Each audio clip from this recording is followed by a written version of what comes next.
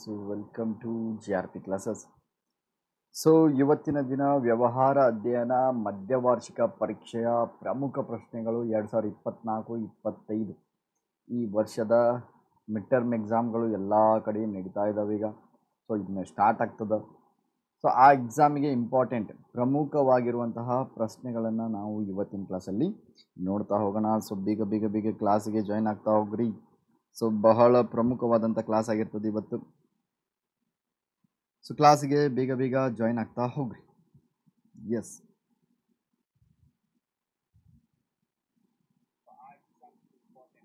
Hanumantha, hi hi Hanumanta. S,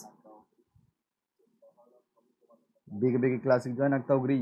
second PUC mid term exam ಈಗೇನು start ಆಗ್ತಾ ಇದೆ. ಕೆಲವೊಂದು ಡಿಸ್ಟಿಕಲ್ಲಿ 21ರಿಂದ ಸ್ಟಾರ್ಟು, ಕೆಲವೊಂದು ಡಿಸ್ಟಿಕಲ್ಲಿ 24ರಿಂದ ಸ್ಟಾರ್ಟು, ಇನ್ನೊಂದು ಕೆಲವೊಂದಿಷ್ಟು Rock. Hi sir, hi Rock. Yes, ಭಾಳ ಕಮೆಂಟ್ ಮಾಡ್ತಿದ್ದೆಪ್ಪ ರಾಕ್ ತೊಗೊಳ್ರಿ, ಕ್ಲಾಸ್ ತೊಗೊಳ್ರಿ ಅಂತ. ಸ್ವಲ್ಪ ಕೆಲಸದ ಒತ್ತಡದ ಕಾರಣ ತೊಗೊಳಿಕ್ಕಾಗಲಿಲ್ಲ. ಸೊ ಈಗ ಮತ್ತೆ ವಾಪಸ್ ಲೈವಿಗೆ ಬಂದಿದ್ವಿ. ಸೊ ಪ್ರಮುಖವಾದಂಥ ಪ್ರಶ್ನೆಗಳು ಈಗ ಎಲ್ಲ ಡಿಸ್ಟಿಕಲ್ಲಿ ನಡೀತಾ ಇದ್ದಾವೆ. ಸೊ 21ನೇ ತಾರೀಕಿಂದನೂ ಸ್ಟಾರ್ಟ್ ಆಗ್ತದೆ. ಬೆಂಗಳೂರು ನಾರ್ತ್ 23 ಐತಿ. ಸೊ 21ನೇ ತಾರೀಕಿಗೆ ಕೆಲವೊಂದಿಷ್ಟು ಡಿಸ್ಟಿಕಲ್ಲಿ ಟೈಮ್ ಟೇಬಲನ್ನು ಬಿಟ್ಟಿದ್ದಾರೆ. ಇನ್ನೊಂದು ಕೆಲವೊಂದಿಷ್ಟು ಡಿಸ್ಟಿಕಲ್ಲಿ ಏನು ಮಾಡತ್ತಾರೆ, ಟೈಮ್ ಟೇಬಲ್ಲೇ ಬಿಟ್ಟಿಲ್ಲ. ಆಯಿತಾ? ಸೊ ಬಿಡಲಿ ಬಿಡದೇ ಇರಲಿ, ಇವಾಗ ಬಿಡ್ತಾರೆ. ಇನ್ನೊಂದು ವಾರ ಹೆಚ್ಚು ಕಮ್ಮಿ ಆಗ್ಬೋದು ಅಷ್ಟೇ. ಸೊ ಈಗ ಮಿಡ್ ಟರ್ಮ್ ಎಕ್ಸಾಮಿದ ದ್ವಿತೀಯ PUCಯ ಬಹು ಆಯ್ಕೆ ಪ್ರಶ್ನೆಗಳನ್ನು ನೋಡ್ತಾ ಹೋಗೋದು. ಪ್ರಮುಖ ಪ್ರಶ್ನೆಗಳು ಯಾವುದು ಇಂಪಾರ್ಟೆಂಟ್, ಯಾವುದನ್ನು ಕೇಳ್ತಾನ, ಯಾವುದನ್ನು ಕೇಳಬಹುದು ಅಂತಹ ಕ್ವಶನನ್ನು ನಾವು ಇವತ್ತಿನ ಕ್ಲಾಸಲ್ಲಿ ನೋಡ್ತಾ ಹೋಗೋಣ. So stay tuned. ನಾಳೆ ಬಿಟ್ಟ ಸ್ಥಳ ತುಂಬಿ ಬರುತ್ತಾ, ಆಮೇಲೆ ಹೊಂದಿಸಿ ಬರೆಯಿರಿ ಬರುತ್ತೆ. ಸೊ ಇದೇ ರೀತಿ ಕಂಟಿನ್ಯೂಸ್ ಆಗಿ ನಿಮ್ಗೆ ಮಧ್ಯವಾರ್ಷಿಕ ಪರೀಕ್ಷೆಗೆ ವ್ಯವಹಾರ ಅಧ್ಯಯನದಿಂದ 4 ಮಾರ್ಕ್ಸಿಂದ ಎಷ್ಟು 8 ಮಾರ್ಕ್ಸಿಂದ ಇಂಪಾರ್ಟೆಂಟ್ ಎಲ್ಲ ಇಂಪಾರ್ಟೆಂಟ್ಗಳನ್ನು ಮಾಡ್ತಾ ಹೋಗ್ತೇನೆ. ಸರ್ ಪ್ಲೀಸ್ ಹೀಗೆ ಕಂಟಿನ್ಯೂ ಕ್ಲಾಸ್ ಮಾಡಿ ಪ್ಲೀಸ್. ಓಕೆನಪ್ಪ. ರಾಕ್, ಯಾವೂರಪ್ಪ ನಿಂದು? ರಾಕ್. ಎಸ್, ಕ್ಲಾಸನ್ನು ಮಾಡೋಣ. ಸ್ವಲ್ಪ ಕೆಲಸ ಒತ್ತಡದಿಂದ ಏನಾಗ್ತದೆ, ಕ್ಲಾಸನ್ನು ತೊಗೊಳಿಕ್ಕಾಗೋದಿಲ್ಲ. ಸೊ ಹಾಗಾಗಿ ಇನ್ನು ಡೈಲಿ ಕ್ಲಾಸಸ್ಗಳನ್ನು ನೋಡ್ತಾ ಹೋಗಿ ಪ್ರಯತ್ನ ಪಡ್ತೀನಿ ತೊಗೊಳ್ಳಿಕ್ಕೆ, ಆಯಿತಾ? ಬಟ್ ನಿಮ್ಗೆ ಈ ಮಿಡ್ ಟರ್ಮ್ ಎಕ್ಸಾಮ್ಗೆ ಪ್ರಮುಖ ಯಾವುದಿರ್ತಾವಲ್ಲ ಅವುಗಳನ್ನು ಮಾತ್ರ ನಾನು ಇವತ್ತಿನ ಕ್ಲಾಸಲ್ಲಿ ನಾನು ಹೇಳ್ಕೊಡೋದು.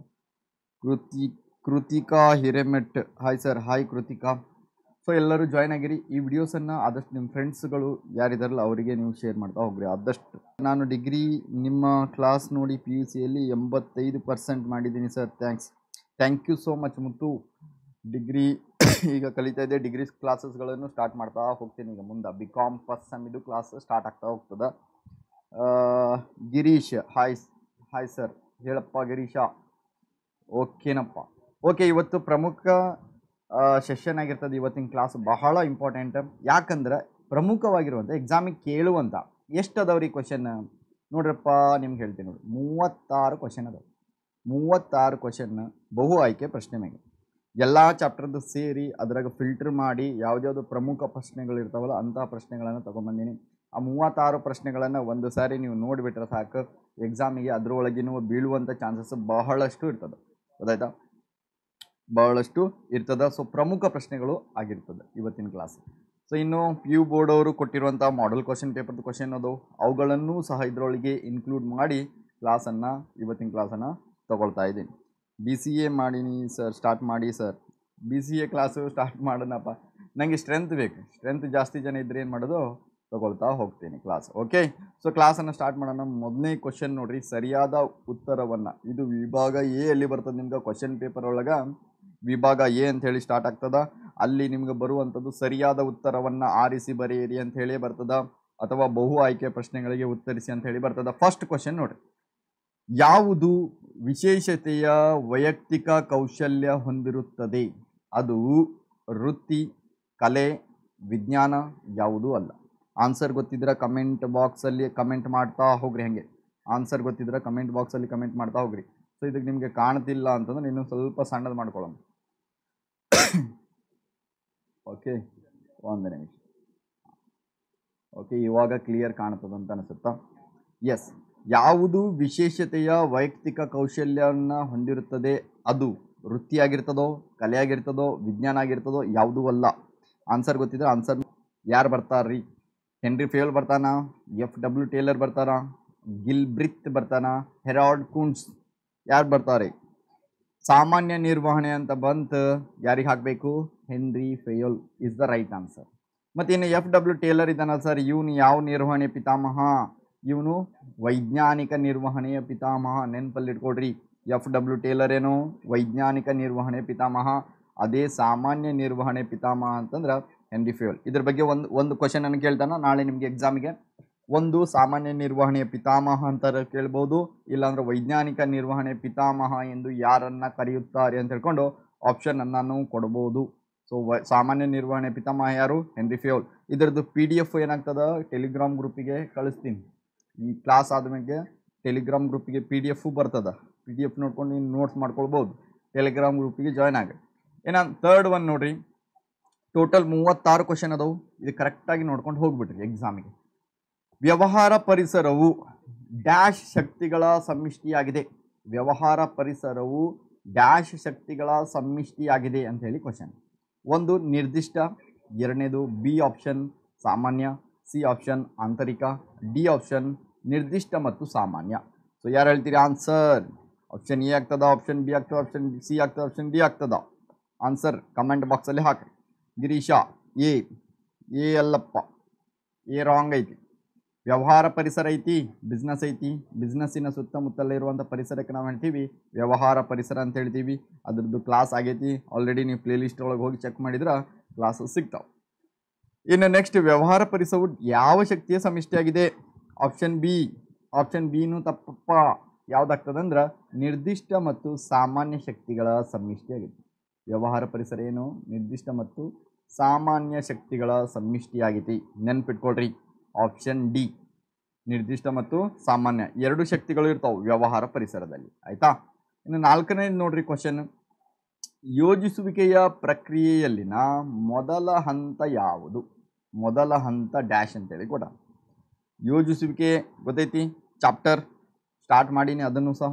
ಯೋಜಿಸುವಿಕೆಯ ಪ್ರಕ್ರಿಯೆಯಲ್ಲಿನ ಮೊದಲ ಹಂತ, ಪ್ರಕ್ರಿಯೆಗಳು ಬರ್ತಾವು, ಅದರಲ್ಲಿರುವಂಥ ಮೊದಲ ಹಂತ ಯಾವುದು ಅಂತಂದ್ರೆ, ಒಂದು ಉದ್ದೇಶಗಳನ್ನು ಸ್ಥಾಪಿಸುವುದು, ಪರ್ಯಾಯ ಕಾರ್ಯಮಾರ್ಗಗಳನ್ನು ಮೌಲ್ಯೀಕರಿಸುವುದು, ಯೋಜನೆಯನ್ನು ಜಾರಿಗೊಳಿಸುವುದು, ಪ್ರಗತಿ ವಿಶ್ಲೇಷಣೆ. ಯಾವುದಾಗುತ್ತೆ ಸರ್ ಆನ್ಸರ್? ನೋಡ್ರಪ್ಪ, ಮೊದಲು ಪ್ಲ್ಯಾನ್ ಮಾಡ್ಬೇಕಂದ್ರೆ ನಾವು ಏನು ಮಾಡ್ತೀವಿ? ಉದ್ದೇಶಗಳನ್ನು ಸ್ಥಾಪನೆ ಮಾಡ್ತೀವಿ. ಆಮೇಲೆ ಪರ್ಯಾಯ ಕಾರ್ಯಮಾರ್ಗಗಳನ್ನು ಹುಡುಕ್ತೀವಿ, ಹೌದಾ? ಆಮೇಲೆ ಅದಾದಮೇಲೆ ಯೋಜನೆಯನ್ನು ಜಾರಿಗೊಳಿಸುವುದಿಲ್ಲ, ಪ್ರಗತಿ ವಿಶ್ಲೇಷಣೆ ಮಾಡ್ತೀವಿ. ಆಮೇಲೆ ಯೋಜನೆಯನ್ನು ಜಾರಿಗೊಳಿಸುವುದು. ಸೊ ಹಾಗಾಗಿ ಮೊದಲ ಹಂತ ಯಾವುದು? ಉದ್ದೇಶಗಳನ್ನು ಸ್ಥಾಪಿಸುವುದು. This is the right answer. A, ಉದ್ದೇಶಗಳನ್ನು ಸ್ಥಾಪಿಸುವುದು ಕರೆಕ್ಟಾದ ಆನ್ಸರ್ ಆಗಿರ್ತೀವಿ. ಇನ್ನು ನೆಕ್ಸ್ಟ್ ಫಿಫ್ತ್ ಒನ್ ನೋಡ್ರಿ, ನಿರ್ವಹಣೆಯ ಯಾವ ಕಾರ್ಯವು ವಿವಿಧ ಸ್ಥಾನಗಳ ಸಂಬಂಧಗಳನ್ನು ವಿವರಿಸುತ್ತದೆ? ಇಲ್ಲಿ ನೋಡಿ, ವಿವಿಧ ಸ್ಥಾನಗಳ ಸಂಬಂಧಗಳನ್ನು ವಿವರಿಸುತ್ತದೆ. ನಿರ್ವಹಣೆಯಲ್ಲಿ ಇರುವುದೇ 5 ಕಾರ್ಯಗಳು. 5 ಕಾರ್ಯಗಳಲ್ಲಿ ಯಾವುದು ಬರ್ತದ? ಫಸ್ಟ್ ಯೋಜಿಸುವಿಕೆ, ಆಮೇಲೆ ಸಂಘಟಿಸುವಿಕೆ, ಆಮೇಲೆ ಸಿಬ್ಬಂದಿ ನಿರ್ವಹಣೆ, ನಿರ್ದೇಶಿಸುವಿಕೆ, ನಿಯಂತ್ರಿಸುವಿಕೆ. 5 ಕಾರ್ಯಗಳು ಅದು ನಿರ್ವಹಣೆದು. ಈಗ ಇಲ್ಲಿ ಕ್ವಶನಲ್ಲಿ ಕೇಳಿರುವಂಥದ್ದು ಏನು ಅಂತಂದ್ರೆ, ಯಾವ ಕಾರ್ಯವು ವಿವಿಧ ಸ್ಥಾನಗಳ ಸಂಬಂಧವನ್ನು ಸೂಚಿಸುತ್ತದೆ ಅಥವಾ ವಿವರಿಸುತ್ತದೆ? ನೋಡಿ, ಯೋಜಿಸುವಿಕೆಯಲ್ಲಿ ವಿವಿಧ ಸ್ಥಾನಗಳು ಬರುವುದಿಲ್ಲ. ಇಲ್ಲಿ ನಾವು ಏನು ಮಾಡಬೇಕು, ಹೇಗೆ ಮಾಡಬೇಕು, ಕೆಲಸವನ್ನು ಯಾರಿಂದ ಮಾಡಿಸಬೇಕು ಅನ್ನೋದು ಬರ್ತದೆ ಯೋಜಿಸುವಿಕೆ. ಸೊ ಹಾಗಾಗಿ ಇದಾಗೋದಿಲ್ಲ. ಸಂವಹನ ಅಂತಂದ್ರೆ ಏನು? ಈಗ ನಾನು ನಿಮ್ಮ ಜೊತೆ ಮಾತಾಡ್ತಿದ್ದೀನಲ್ಲ, ಅದೇನು ಸಂವಹನ ಅಂತ ಹೇಳಿ ಕರಿತೀವಿ. ಇದು ಸಂವಹನ. ಇದರಲ್ಲಿ ಯಾವುದೇ ರೀತಿಯ ಸ್ಥಾನಗಳ ಸಂಬಂಧವನ್ನು ವಿವರಿಸುವುದಿಲ್ಲ. ಸಂಘಟಿಸುವಿಕೆ ನೋಡಿ, ಸಂಘಟಿಸುವಿಕೆಯಲ್ಲಿ ಏನು ಮಾಡ್ತೀವಿ ನಾವು? ವಿವಿಧ ಸ್ಥಾನಗಳು, ಉತ್ಪಾದನಾ ವಿಭಾಗ, ಮಾರಾಟ ವಿಭಾಗ ಮತ್ತು ಹಣಕಾಸು ವಿಭಾಗ. ಇಲ್ಲಿ ನೋಡಿ, ವಿವಿಧ ಸ್ಥಾನಗಳ ಸಂಬಂಧವನ್ನು ಹೇಳುವಂಥದ್ದು ಯಾವುದು ಅಂತಂದ್ರೆ ಸಂಘಟಿಸುವಿಕೆ. ನೆನ್ಪಿಟ್ಕೊಡ್ರಿ. ಮೇಲ್ವಿಚಾರಣೆ ಅಂತಂದ್ರೆ ಏನು? ಕೆಲಸ ಮಾಡಕತ್ತಾರ ಇಲ್ಲ ಅಂತ ಹೇಳ್ಕೊಂಡು ಮ್ಯಾನೇಜರ್ ಏನು ಮಾಡುವ, ತನ್ನ ವರ್ಕರ್ ಕೆಲಸ ಮಾಡ್ತಾರೆ ಇಲ್ಲೋ ಅಂತ ಹೇಳ್ಕೊಂಡು ನೋಡುವಂಥದ್ದು ಯಾವುದು? ಮೇಲ್ವಿಚಾರಣೆ. ಸೂಪರ್ವೈಸರ್, ನೀವು ಎಕ್ಸಾಮ್ನಾಗ ಸೂಪರ್ವೈಸರ್ ಬರ್ತಾರಲ್ಲ, ಸೊ ಹಾಗೆ ಸೂಪರ್ವಿಷನ್ ಮಾಡುವಂಥದ್ದು. ಆಯಿತಾ? ಸೊ ಸಂಘಟಿಸುವಿಕೆ ಇಸ್ ದ ರೈಟ್ ಆನ್ಸರ್. ವಿವಿಧ ಸ್ಥಾನಗಳ ಸಂಬಂಧವನ್ನು ವಿವರಿಸ್ತಾ ಹೋಗ್ತದೆ. ನೋಡಿ, ಇಲ್ಲಿ ಸ್ಥಾನಗಳು ಅದಾವು: ಉತ್ಪಾದನಾ ಮ್ಯಾನೇಜರ್, ವ್ಯವಸ್ಥಾಪಕ, ಮಾರಾಟ ವ್ಯವಸ್ಥಾಪಕ, ಹಣಕಾಸು ವ್ಯವಸ್ಥಾಪಕ. ಈ ರೀತಿ ವಿವಿಧ ಸ್ಥಾನಗಳನ್ನು ಸಂಬಂಧವನ್ನು ವಿವರಿಸುವುದು ಸಂಘಟಿಸುವಿಕೆ. ಇನ್ನು ನೆಕ್ಸ್ಟ್ ನೋಡ್ರಿ, 6th ಒನ್, ಸಮನ್ವಯತೆಯು ಡ್ಯಾಶ್. ಸಮನ್ವಯತೆಯು ಅಂತ ಅಷ್ಟೇ ಕೊಟ್ಟಾನ. ಕೆಳಗಡೆ ನೋಡ್ರಿ, ಶ್ರವಣ್. ಹಾಯ್ ಸರ್, ಹಾಯ್ ಶ್ರವಣ.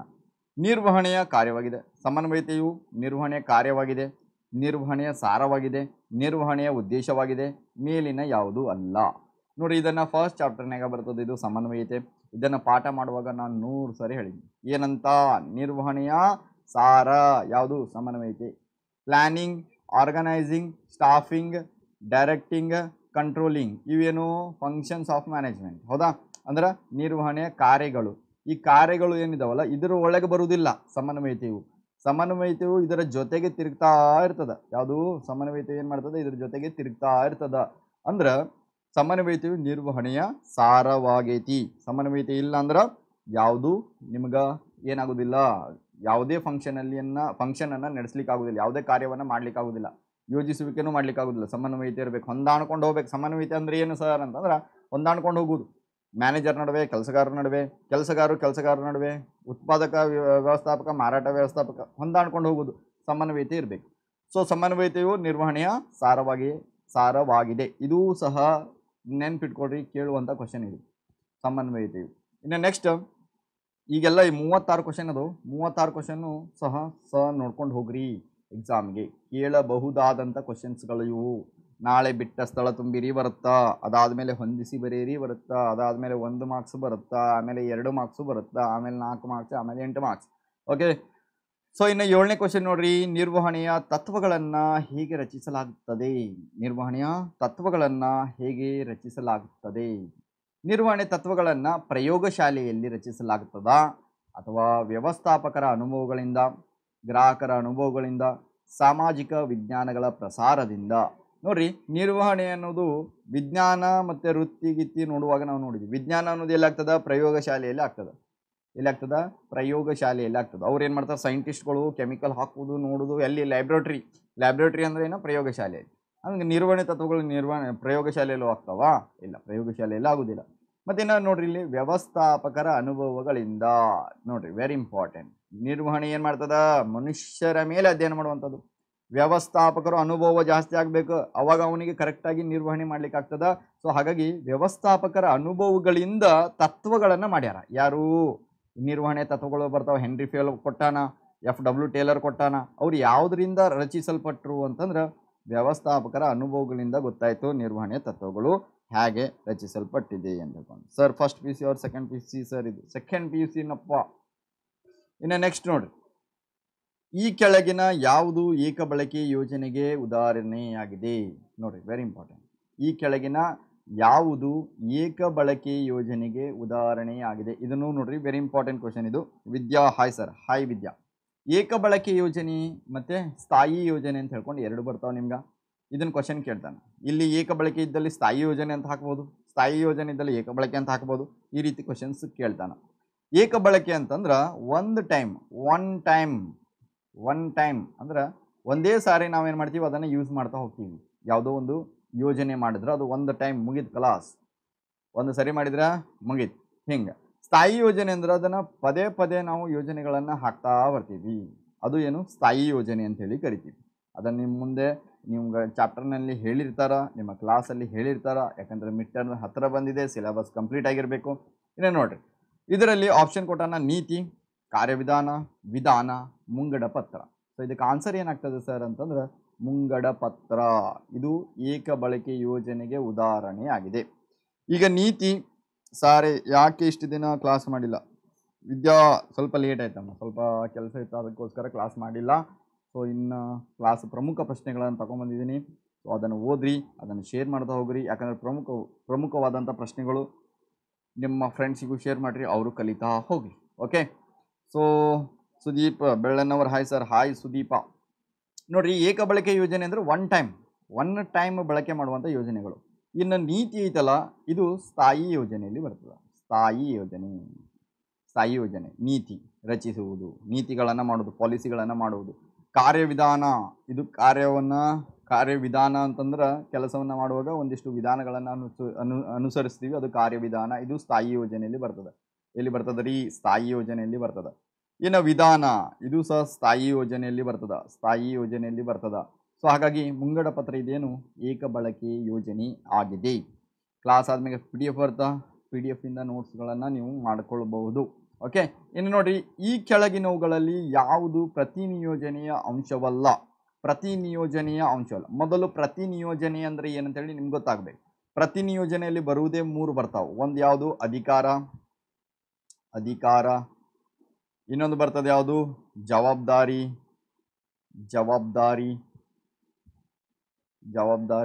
ಇನ್ನೊಂದು ಬರ್ತದ ಉತ್ತರದಾಯಿತ್ವ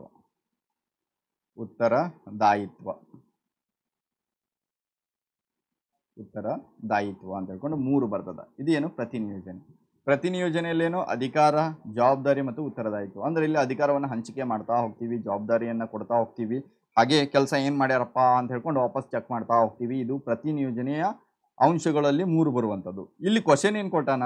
ಈ ಕೆಳಗಿನವುಗಳಲ್ಲಿ ಯಾವುದು ಪ್ರತಿನಿಯೋಜನೆಯ ಅಂಶವಲ್ಲ? ಇದನ್ನು ನೋಡುವುದಿಲ್ಲ ಜಾಸ್ತಿ ಹುಡುಗರು. ಏನು ಮಾಡಬೇಕು? ಇದನ್ನು ನೋಡಬೇಕು. ಅಂಶವಲ್ಲ ಅಂತ ಕೇಳಿದ್ದಾನೆ ಅಂದ್ರೆ ಯಾವುದು ಅದರಲ್ಲಿ ಇಲ್ಲ, ಪ್ರತಿನಿಯೋಜನೆಯಲ್ಲಿ ಇಲ್ಲ ಅಂತ ಹೇಳ್ಕೊಂಡು ನೋಡಿ. ಉತ್ತರದಾಯಿತ್ವ ಇದೆಯಾ? ಎಸ್ ಇದೆ. ಅಧಿಕಾರ ಇದೆಯಪ್ಪ. ಜವಾಬ್ದಾರಿ ಇದೆಯಪ್ಪ. ಅನೌಪಚಾರಿಕ ಸಂಘಟನೆ ಇದಕ್ಕೆ ಸರಿಯಾದ ಆನ್ಸರ್ ಆಗಿರ್ತದ. ಎಸ್ ಗೀತಾ ಕರೆಕ್ಟ್ ಅಮ್ಮ, ಡಿ ಆನ್ಸರ್ ಕರೆಕ್ಟ್. ಇನ್ನು ನೆಕ್ಸ್ಟ್ ನೋಡಿ, 10ನೇ ಕ್ವಶನ್. ಡ್ಯಾಶ್ ಕಾರ್ಯವನ್ನ ಸರಿಯಾಗಿ ಮತ್ತು ಕನಿಷ್ಠ ವೆಚ್ಚದೊಂದಿಗೆ ಮಾಡುವುದನ್ನು ಸೂಚಿಸುತ್ತದೆ. ಡ್ಯಾಶ್ ಯಾವುದು? ಆಯ್ತಾ? ಡ್ಯಾಶ್ ಕಾರ್ಯವನ್ನ ಸರಿಯಾಗಿ ಮತ್ತು ಕನಿಷ್ಠ ವೆಚ್ಚದೊಂದಿಗೆ ಮಾಡುವುದನ್ನು ಸೂಚಿಸುತ್ತದೆ. ನೋಡ್ರಿ, ಕೆಲಸ ಆಗಬೇಕು, ಸರಿಯಾದ ಸಮಯಕ್ಕೆ ಆಗಬೇಕು, ಕನಿಷ್ಠ ವೆಚ್ಚದೊಂದಿಗೆ ಆಗಬೇಕು. ನಿಮ್ಗೆ ಗೊತ್ತೈತೆ, ಆಲ್ಮೋಸ್ಟ್ ನಿಮ್ಗೆ ಎಲ್ಲರಿಗೂ ಗೊತ್ತಿರ್ತದ. 1ನೇ ಚಾಪ್ಟರ್ ಇದು ಕ್ವಶನ್. ಇದು ಪರಿಣಾಮಕಾರಿತ್ವದ ಏನು ಹೇಳ್ತದೆ ಅಂತಂದ್ರೆ ಕೆಲಸವನ್ನ ಸರಿಯಾದ ಸಮಯದಲ್ಲಿ ಮಾಡಿ ಮುಗಿಸುವುದು ಅಷ್ಟೇ. ಕನಿಷ್ಠ ವೆಚ್ಚ ಇಲ್ಲ ಎಲ್ಲಿ ಪರಿಣಾಮಕಾರಿತ್ವದಲ್ಲಿ. ಸಮನ್ವಯತೆ ಅಂತಂದ್ರೆ ಏನು? ಎಲ್ಲರ ಜೊತೆ ಹೊಂದಾಣಿಕೊಂಡಿರ್ಬೇಕು, ಎಲ್ಲರ ಜೊತೆ ಸರಿಯಾದ ರೀತಿಯಲ್ಲಿ ಇರಬೇಕು, ಇದು ಬರೋದಿಲ್ಲ. ಪ್ರಕ್ರಿಯೆ ಅಂದ್ರೆ ಏನು? ಒಂದು ಸ್ಟೆಪ್, ಅದು ಬರೋದಿಲ್ಲ. ದಕ್ಷತೆ ನೋಡಿ, ಆನ್ಸರ್ ಏನಾಗ್ತದೆ ಇದಕ್ಕೆ? ದಕ್ಷತೆ ಆಗ್ತದ. 10D ಕರೆಕ್ಟಪ್ಪ ಸುದೀಪ. ದಕ್ಷತೆ is the right answer. Because ನಾವು ದಕ್ಷತೆ ಅಂದರೆ ಎಫಿಷಿಯನ್ಸಿ ಅಂತ ಹೇಳಿ ಕರಿತೀವಿ. ದಕ್ಷತೆಯಲ್ಲಿ ಏನಾಗ್ತದ? ಕೆಲಸವನ್ನು ಸರಿಯಾಗಿ ಮಾಡ್ತೀವಿ, ಅದ್ರ ಜೊತೆ ಕಡಿಮೆ ಕಾಸ್ಟ್, ಕೆಲಸವನ್ನು ಸರಿಯಾಗಿ ಮಾಡಿ ಕಡಿಮೆ ವೆಚ್ಚದೊಂದಿಗೆ ಮಾಡೋದಕ್ಕೆ ನಾವು ದಕ್ಷತೆ ಅಂತ ಹೇಳಿ ಕರಿತೀವಿ. ಇನ್ನು ನೆಕ್ಸ್ಟ್ 11ನೇ ಕ್ವಶನ್ ನೋಡ್ರಿ. ಯಾವ ನಿರ್ವಹಣಾ ತತ್ವವು ನಾನು ಎಂಬುದನ್ನು ನಾವು ಎಂದು ಬದಲಿಸುವ ಪರಿಕಲ್ಪನೆಯನ್ನು ಸೂಚಿಸುತ್ತದೆ? ಈ ರೀತಿ ಕ್ವಶನ್ ಕೇಳಿದರೆ ಏನಾಗ್ಬಿಡ್ತೀರಿ? ನೀವು ಕನ್ಫ್ಯೂಷನ್ ಆಗಿಬಿಡ್ತೀರಿ. ನೋಡ್ರಿ, ಇದೇ ಸರಳ ಇರ್ತದೆ, ಭಾಳ ಸರಳ ಇರ್ತದೆ ಕ್ವಶನ್. ಸೊ ಕ್ವಶನನ್ನು ಕರೆಕ್ಟಾಗಿ ನೋಡಬೇಕು. ಯಾವ ನಿರ್ವಹಣಾ ತತ್ವ? ಒಂದು ನಿರ್ವಹಣಾ ತತ್ವಗಳು ಅದಾವು. ಹೆನ್ರಿ ಫೇಲು ಕೊಟ್ಟಾನ, FW ಟೇಲರು ಕೊಟ್ಟಾನ. ಈ 2 ತತ್ವಗಳನ್ನು ನೀವು ನೋಡಿರ್ತೀರಿ 2nd ಚಾಪ್ಟರಲ್ಲಿ. ನಾನು ಎಂಬುದನ್ನು ನಾವು ಎಂದು ಬದಲಿಸುವ ಪರಿಕಲ್ಪನೆ ಸೂಚಿಸುತ್ತದೆ. ನೋಡ್ರಿ, ನಾನೇ ರಾಜ ಅಂತ ಹೇಳ್ಕೊಂಡು ಇದ್ದದ್ದನ್ನು ನಾವೆಲ್ಲರೂ, ನಾವು ಅಂತ ಹೇಳುವಂಥ ತತ್ವ ಯಾವುದು ಅಂತೇಳಿ ಕೇಳ್ಯಾರ. ಸಮತೆ ಅಂತೇಳಿ ಬರ್ತದೆ. ಸೊ ಸಮತೆ ಅಂದ್ರೆ ಏನು? ಎಲ್ಲರೂ ಸಮಾನರು ಅಂತ ಹೇಳ್ಕೊಂಡು. ಏಕರೂಪ ನಿರ್ದೇಶನ ಅಂದ್ರೆ ಒಂದೇ ನಿರ್ದೇಶನ, ಒಬ್ಬ ನಿರ್ದೇಶನ ಕೊಡೋನಿರ್ತಾನ ಬಾಸ್, ಅವನ ಫಾಲೋ ಮಾಡೋರು ಇರ್ತಾರ. ಸಂಘಭಾವನೆ, ಇಲ್ಲಿ ನೋಡಿ, ಸಂಘಭಾವನೆ ಇದಕ್ಕೆ ಏನಾಗ್ತದ? ಆನ್ಸರ್ ಆಗ್ತದ. ಸಂಘಭಾವನೆ ಆನ್ಸರ್ ಆಗ್ತದ. ಸಂಘಭಾವನೆ ಅಂತಂದ್ರೆ ಟೀಮ್ ಸ್ಪಿರಿಟ್, ಆಯ್ತಾ? ಈ ಸ್ಪಿರಿಟ್ ದಿ ಕಾರ್ಪ್ ಅಂತ ಹೇಳಿ ಬರುತ್ತೆ ಇಂಗ್ಲೀಷಲ್ಲಿ. ಸಂಘಭಾವನೆ ಅಂತ ಹೇಳಿ ಕರಿತೀವಿ ಅದಕ್ಕೆ. ಸಂಘಭಾವನೆ ಅಂತಂದ್ರೆ ಮ್ಯಾನೇಜರ್, ವ್ಯವಸ್ಥಾಪಕ ಏನಿದಾನಲ್ಲ, ಬರೀ ನಾನು ನನ್ನಿಂದ ಆಯಿತು ಅಂತ ಅನ್ನೋದು ಬಿಟ್ಟು ಕೆಲಸಗಾರರು ಯಾರಿದಾರಲ್ಲ, ಕೆಲಸಗಾರರನ್ನ ಮೋಟಿವೇಟ್ ಮಾಡ್ತಾನೆ. ಅವ ಏನು ಮಾಡ್ತಾನ? ನಾವು ನಮ್ಮಿಂದ ಆಯಿತು ಕೆಲಸ ಅಂತ ಹೇಳ್ಕೊಂಡು ಅವ್ರಿಗೆ ಮೋಟಿವೇಟ್ ಮಾಡ್ತಾನ. ಅಲ್ಲಿ ಏನಾಗ್ತದ? ಆ ತತ್ವ ಏನು ಹೇಳ್ತದೆ? ನಾನು ಎಂಬುದು ಹೋಗಿ ನಾವು ಎಂಬುದನ್ನು ಬದಲಿಸುವ ಪರಿಕಲ್ಪನೆಯನ್ನು ಸೂಚಿಸ್ತದೆ. ನಾನಲ್ಲಪ್ಪ, ನಿಮ್ಮಿಂದಾಯಿತು, ನಮ್ಮಿಂದಾಯಿತು, ನಮ್ಮಿಂದ ಕಂಪನಿ, ಹಿಂಗೆ ಮಾಡ್ಬೇಕು. ಎಲ್ಲಿ ಮ್ಯಾನೇಜರ್ ಅದಾವ, ಎಲ್ಲ ಬಿಟ್ಟು ನಾನೇ ನಂದೇ ಅಂತ ಹೇಳ್ಕೊಂಡು ಮಾಡಕ್ಕೆ ಹೋದ್ರೆ ಏನಾಗ್ತದ? ಅದು ಕೆಲಸ ಆಗೋದಿಲ್ಲ. ಸೊ ಹಾಗಾಗಿ ಇಲ್ಲಿ ತತ್ವ ಯಾವುದು ಅಂತಂದ್ರೆ ಸಂಘಭಾವನೆ. ಇಸ್ ದ ರೈಟ್ ಆನ್ಸರ್ ಅಂತ ಹೇಳಿ ಕರಿತೀವಿ. ಇನ್ನು ನೋಡಿ, ಕೆಳಗಡೆ ಈ 12ನೇ ಕ್ವಶನ್ ನೋಡ್ರಿ. ಟೋಟಲ್ 36 ಕ್ವಶನ್ಗಳು ಅದಾವು 1ನೇ ಚಾಪ್ಟರಿಂದ 8ನೇ ಚಾಪ್ಟರ್. ಸೊ ಈ ವೆರಿ ಇಂಪಾರ್ಟೆಂಟ್. ನಿಮ್ಮ ಫ್ರೆಂಡ್ಸ್ಗಳಿಗೆ ಶೇರ್ ಮಾಡ್ತಾ ಹೋಗ್ರಿ. ನಿಮ್ಗೆ ಯಾರಿಗೂ ಪರಿಚಯದಲ್ಲಿ ಯಾರು ಕಲೀಲಿಕ್ಕೆ ಇಂಟ್ರೆಸ್ಟ್ ಐತಲ್ಲ ಅಂಥವ್ರಿಗೆ ಶೇರ್ ಮಾಡ್ತಾ ಹೋಗ್ರಿ, ಆಯಿತಾ? ಯಾರಿಗೂ ಅದರ ಹಂಗೆ ಶೇರ್ ಮಾಡ್ಲಿಕ್ಕೆ ಹೋಗ್ಬೇಡ್ರಿ. ಓಕೆ. ಸೊ ಈಗ ನೋಡ್ರಿ 12ನೇ ಕ್ವಶನ್. ಕೆಳಗಿನವುಗಳಲ್ಲಿ ಯಾವುದು ಶ್ರೇಣೀಕೃತ ಸರಪಳಿಯನ್ನು ಅನುಸರಿಸುವುದಿಲ್ಲ? Very important. ಯಾವುದು ಶ್ರೇಣೀಕೃತ ಸರಪಳಿಯನ್ನು ಅನುಸರಿಸುವುದಿಲ್ಲ? ಮೊದಲು ಶ್ರೇಣೀಕೃತ ಸರಪಳಿ ಅಂದರೆ ಏನಂತ ತಿಳ್ಕೊಳ್ಬೇಕು. ಇದು ತಿಳಿಬೇಕು, ಗೊತ್ತಾಯ್ತಾ? ಶ್ರೇಣೀಕೃತ ಸರಪಳಿ ಅಂದರೆ ಏನು ಅಂತ ಹೇಳಿ ಅದನ್ನು ತಿಳ್ಕೊಳ್ಳೋಣ. ನೋಡ್ರಿ ನಿಮ್ಮ ಟೆಕ್ಸ್ಟ್ ಬುಕ್ಕಲ್ಲಿ ಹಿಂಗೆ ನಿಮ್ಮ ಬೋರ್ಡ್ ಮ್ಯಾಗ ಟೀಚರ್ಸ್ಗಳು ಹಾಕಿರ್ತಾರೆ ಹೌದಾ. ಸೊ ಇಲ್ಲಿ ಏನಾಗ್ತದ, ಇಲ್ಲಿ ಎ ಅಂತೇಳಿ ಬರೆದಿರ್ತಾರ, ಸಾರಿ ಇಲ್ಲಿ ಎ ಅಂತೇಳಿ ಬರೆದಿರ್ತಾರ, ಆಮೇಲೆ ಇಲ್ಲಿ ಬಿ ಅಂತೇಳಿ ಬರೆದಿರ್ತಾರ, ಇಲ್ಲಿ ಸಿ, ಇಲ್ಲಿ ಡಿ, ಈ ಕಡೆ ಇ, ಎಫ್, ಜಿ ಅಂತೇಳಿ ಬರೀತಾರೆ. ಇದೇನು ಶ್ರೇಣೀಕೃತ ಸರಪಳಿ ಅಂತೇಳಿ ಕರಿತೀವಿ ಇದಕ್ಕೆ. ಅಂದ್ರೆ ಇಲ್ಲಿ ನೋಡ್ರಿ ಏನಾಗ್ತದ, ವೀರೇಶ್ ಬಸರ್ಕುಡ್ ಡಿ, ಓಕೆನಪ್ಪ ನೋಡೋಣ. ಈಗ ನೋಡ್ರಿ ಇಲ್ಲಿ ನೋಡ್ರಿ ಶ್ರೇಣೀಕೃತ ಸರಪಳಿ ಅಂದ್ರೆ ಏನಂತ ನಾನು ಎಕ್ಸ್ಪ್ಲೇನ್ ಮಾಡ್ತಿದ್ದೀನಿ ನಿಮ್ಗೆ. ಎ ಬಿ ಸಿ ಡಿ, ಈ ಕಡೆ E F G H I, ಆಯ್ತಾ. ಇಲ್ಲಿ ಶ್ರೇಣೀಕೃತ ಸರಪಳಿ ಏನಾಗ್ತದ ಅಂದ್ರೆ ಯಾವುದೇ ಒಬ್ಬ ಕೆಲಸಗಾರ ಇವ ಡಿ ಅದಾನಂತ ಇಟ್ಕೊಡ್ರಿ. ಇವ ಡಿ ಈಗ ಬಿ ಜೊತೆ ಮಾತಾಡ್ಬೇಕಂದ್ರು ಡೈರೆಕ್ಟಾಗಿ ಬಿ ಜೊತೆ ಮಾತಾಡ್ಲಿಕ್ಕೆ ಆಗೋದಿಲ್ಲ ಶ್ರೇಣೀಕೃತ ಸರಪಳಿಯಲ್ಲಿ. ಶ್ರೇಣೀಕೃತ ಸರಪಳಿ ಅಂದ್ರೆ ಸರಪಳಿಗತೆನೇ ಹೋಗ್ಬೇಕು. ಅವರು ಯಾರಿಗೆ ಭೇಟಿ ಆಗ್ಬೇಕ್ರಿ, ಮೊದಲ ಸಿಗೆ ಹೇಳ್ಬೇಕವ, ಸಿ ಇದ್ದಿದ್ದವ ಬಿಗೆ ಹೇಳ್ತಾನೆ, ಆಯ್ತಾ. ಈಗ ಡಿ ಇದ್ದವ ಈ ಜೊತೆ ಮಾತಾಡ್ಬೇಕು. ಯಾರ ಜೊತೆ ಮಾತಾಡ್ಬೇಕು, ಈ ಜೊತೆ ಮಾತಾಡ್ಬೇಕು, ಇವನ್ ಜೊತೆ ಮಾತಾಡ್ಬೇಕು. ಇವನ್ ಜೊತೆ ಮಾತಾಡ್ಬೇಕಂದ್ರೆ ಹೇಗೆ ಹೋಗ್ತದ ಅಂದ್ರೆ ಕಮ್ಯುನಿಕೇಶನ್, ಡಿ ಇದ್ದವ ಸಿಗೆ ಹೇಳ್ತಾನೆ, ಸಿ ಇದ್ದವ ಬಿಗೆ ಹೇಳ್ತಾನೆ, ಎಗೆ ಹೇಳ್ತಾನೆ, ಎ ಇದ್ದವ ಈಗ ಹೇಳ್ತಾನೆ. ಈ ರೀತಿ ಸರಪಳಿ ಮುಖಾಂತರ ಹೋಗ್ತದ. ಇಲ್ಲಿ ಕ್ವಶನ್ ಏನು ಕೇಳಿದಾನ ಅಂತಂದ್ರೆ, ಕೆಳಗಿನವುಗಳಲ್ಲಿ ಯಾವುದು ಶ್ರೇಣೀಕೃತ ಸರಪಳಿಯನ್ನು ಅನುಸರಿಸುವುದಿಲ್ಲ, ಯಾವುದಕ್ಕೆ ಶ್ರೇಣೀಕೃತ ಸರಪಳಿ ಬ್ಯಾಡ ಅಂತ ಹೇಳ್ಯಾರ ನೋಡ್ರಿ. ಕಾರ್ಯಾತ್ಮಕ ರಚನೆ, ವಿಭಾಗೀಯ ರಚನೆ, ಔಪಚಾರಿಕ ಸಂಘಟನೆ, ಅನೌಪಚಾರಿಕ ಸಂಘಟನೆ. ಅನೌಪಚಾರಿಕ ಸಂಘಟನೆಯಲ್ಲಿ ಏನಾಗ್ತದೆ ಅಂದ್ರೆ ಶ್ರೇಣೀಕೃತ ಸರಪಳಿ ಅವಶ್ಯಕತೆ ಇಲ್ಲ, ಯಾರು ಬೇಕಾದ್ರೂ ಮಾತಾಡಿಸ್ಬೋದು. ಅನೌಪಚಾರಿಕ ಸಂಘಟನೆ ಅಂದ್ರೆ ಇನ್ಫಾರ್ಮಲ್ ಆರ್ಗನೈಜೇಷನ್ ಅಂತ ಹೇಳಿ ಕರಿತೀವಿ. ಇಲ್ಲಿ ಯಾವುದೇ ರೀತಿಯಾದ ರೂಲ್ಸ್ ಇರುವುದಿಲ್ಲ, ರೆಗ್ಯುಲೇಷನ್ಸ್ಗಳು ಇರುವುದಿಲ್ಲ. ಸೊ ಇದು ತಿಳ್ಕೊಡ್ರಿ, ಅನೌಪಚಾರಿಕ ಸಂಘಟನೆಯಲ್ಲಿ ಶ್ರೇಣೀಕೃತ ಸರಪಳಿಯನ್ನು ಅನುಸರಿಸುವುದಿಲ್ಲ, ನೆನ್ಪಿಟ್ಕೊಡ್ರಿ. ಕರೆಕ್ಟಪ್ಪ ವೀರೇಶ. ಇನ್ನೇ ನೋಡ್ರಿ 13ನೇ ಕ್ವಶನ್, ಈ ಕೆಳಗಿನವುಗಳಲ್ಲಿ ಯಾವುದು ಒಂದು ಯೋಜನೆಯೇ ಅಲ್ಲ. ಒಂದು ಯೋಜನೆಯೇ ಅಲ್ಲದು, ಈ ಕೆಳಗೆ ಕೊಟ್ಟರಲ್ಲ ಅದರಲ್ಲಿ ಯಾವುದು ಒಂದು ಯೋಜನೆ ಅಲ್ಲ, ಒಂದು ಯೋಜನೆಯೇ ಅಲ್ಲದು ಅಂತದ್ದು ಕೊಟ್ಟಾರ. ಉದ್ದೇಶಗಳು, ಇದು ಯೋಜನೆ ಹೌದಾ, ಯೋಜನೆ ವಿಧಗಳು ಹೌದಾ. ಸಮನ್ವಯತೆ ಯೋಜನೆ ಅಂತಾರೇನ್ರಿ, ಅಲ್ರಿ ಅಪ್ಪ ಅದು ನಿರ್ವಹಣೆ ಸಾರ ಹೌದಾ. ಇಲ್ಲಿ ಆನ್ಸರ್ ನಿಮಗೆ ಸಿಕ್ಕಿಬಿಡ್ತು. ಮುಂಗಡ ಪತ್ರ ಯೋಜನೆ ವಿಧ, ನಿಯಮ ಯೋಜನೆ ವಿಧ. ಹಾಗಾಗಿ ಸಮನ್ವಯತೆ ಏನೈತಲ್ಲ ಇದು ಯೋಜನೆ ಅಲ್ಲ. ಸಮನ್ವಯತೆ ಇಸ್ ದ ರೈಟ್ ಆನ್ಸರ್, ನೆನ್ಪಿಟ್ಕೊಳ್ಳಿ. ಇನ್ನು ನೆಕ್ಸ್ಟ್, ಈ ಕೆಳಗಿನವುಗಳಲ್ಲಿ ಯಾವುದು ಯೋಜಿಸುವಿಕೆಯ ಲಕ್ಷಣವಲ್ಲ, ಇದು ನೆನ್ಪಿಟ್ಕೊಳ್ಳಿ. ಲಕ್ಷಣಗಳು ಯಾವನು ಓದಿರ್ತಾನಲ್ಲ ಅವನಿಗೆ ಈಸಿ ಗೊತ್ತಾಗ್ಬಿಡ್ತದ ಯಾವುದು ಯೋಜಿಸುವಿಕೆ ಲಕ್ಷಣ ಅಲ್ಲ ಅಂತ ಹೇಳ್ಕೊಂಡು. ಉದ್ದೇಶಗಳನ್ನು ಸಾಧಿಸುವುದರ ಮೇಲೆ ಕೇಂದ್ರೀಕೃತವಾಗಿರುವುದು ಯೋಜನೆ ಲಕ್ಷಣ ಇದು ಹೌದಾ. ಇಲ್ಲಿ ನೋಡ್ರಿ ಎರಡನೇದು, ಕಾರ್ಯಗಳ ಗುರುತಿಸುವಿಕೆ ಮತ್ತು ಶ್ರಮ ವಿಭಜನೆಯನ್ನು ಒಳಗೊಂಡಿದೆ. ನೋಡ್ರಿ ಯೋಜನೆಯೊಳಗೆ ನಾವು ಕಾರ್ಯಗಳನ್ನು ಗುರುತಿಸಿ ಶ್ರಮ ವಿಭಜನೆ ಮಾಡೋದಿಲ್ಲ, ಕೆಲಸ ಕೊಡಂಗಿಲ್ಲ ಅವರಿಗೆ. ಕಾರ್ಯಗಳನ್ನು ಗುರುತಿಸುವಿಕೆ ಮತ್ತು ಶ್ರಮ ವಿಭಜನೆ ಅಂತ ಹೇಳ್ಯಾರ. ಶ್ರಮ ವಿಭಜನೆ ಅಂತಂದ್ರೆ ಕೆಲಸವನ್ನು ವಿಭಜನೆ ಮಾಡೋದು, ಅದು ಎಲ್ಲಿ ಆಗ್ತದೆ, ಸಂಘಟಿಸುವಿಕೆಯಲ್ಲಿ ಆಗ್ತದ, ಇಲ್ಲಿ ಆಗೋದಿಲ್ಲ. ಸೊ ಹಾಗಾಗಿ ರೈಟ್ ಆನ್ಸರ್ ಯಾವುದು ಅಂತಂದ್ರೆ ಯೋಜಿಸುವಿಕೆಯ ಲಕ್ಷಣ ಯಾವುದು, ಇದೇ ಆಗ್ತದೆ. ಇನ್ನು ನೆಕ್ಸ್ಟ್ ನೋಡಿ ಕೆಳಗಡೆ ನೋಡ್ರಿ, ಇದು ನಿರ್ವಹಣೆಯ ಪ್ರಾಥಮಿಕ ಕಾರ್ಯ, ಇದು ಲಕ್ಷಣನೇ. ಯೋಜಿಸುವಿಕೆಯು ಸರ್ವವ್ಯಾಪಕವಾಗಿದೆ, ಇದು ಲಕ್ಷಣನೇ. ಹಾಗಾದರೆ ಆನ್ಸರ್ ಯಾವ್ದು ರೀ, B answer is the right answer. ಕಾರ್ಯಗಳ ಗುರುತಿಸುವಿಕೆ ಮತ್ತು ಶ್ರಮ ವಿಭಜನೆಯನ್ನು ಒಳಗೊಂಡಿದೆ, ಇದು ಕರೆಕ್ಟ್ ಆದ ಆನ್ಸರ್. ಅಲ್ಲ ಅಂತ ಹೇಳಿ ಕೊಟ್ಟಿರ್ತಾರ, ನೀವು ಹೌದು ಅಂತೇಳಿ ಮಾಡಿಬಿಟ್ರಿ ರಾಂಗ್ ಆಗಿಬಿಡ್ತದೆ ನಿಮ್ಮ ಕ್ವಶನ್ಗೆ ಆನ್ಸರ್. ಇನ್ನೇನು 15th ಒನ್ ನೋಡ್ರಿ, 15ನೇ ಕ್ವಶನ್. ಕೆಲಸ ಮಾಡುವಲ್ಲಿ ನಿರ್ವಹಿಸುವಲ್ಲಿ ಅಂದ್ರೆ ಏನು, ಕೆಲಸ ಮಾಡುವಾಗ ಪರಸ್ಪರ ಸ್ಪಂದಿಸುವಿಕೆಯ ಕಾರಣದಿಂದ ಸಹಜ ಸ್ಫೂರ್ತಿಯಿಂದ ಪ್ರಾರಂಭವಾಗುವ ಸಾಮಾಜಿಕ ಸಂಬಂಧಗಳ ಜಾಲಬಂಧವೇ ಡ್ಯಾಶ್ ಅಂತೇಳಿ ಕೇಳ. ನೋಡಿ ಇಷ್ಟು ಉದ್ದು ಕೊಟ್ಟನಾದ್ರೆ ತಲೆ ಹಾಪ್ ಆಗಿಬಿಡ್ತದೆ, ಓದ್ಲಿಕ್ಕೆ ಆಗೋದಿಲ್ಲ. ಸರ್ ಏನು ಓದ್ಬೇಕು ಸರ್, ಏನು ಕ್ವಶನ್ ಕೊಟ್ಟಾನ ಸರ್, ಈ ರೀತಿನೇ ಕೇಳ್ದ ನಿಮ್ಗೆ. MCQ ಅಲ್ಲಿ ಮಿಡ್ ಟರ್ಮ್ನಲ್ಲಿ ಈ ರೀತಿ ಕ್ವಶನ್ಸ್ಗಳು ಬರುವಂತಹ ಸಾಧ್ಯತೆಗಳು ಭಾಳಷ್ಟು ಐತಿ. ಇಲ್ಲಿ ನೋಡ್ರಿ ಅಗದಿ ಸರಳ, ಭಾಳ ಸರಳ ಐತಿ.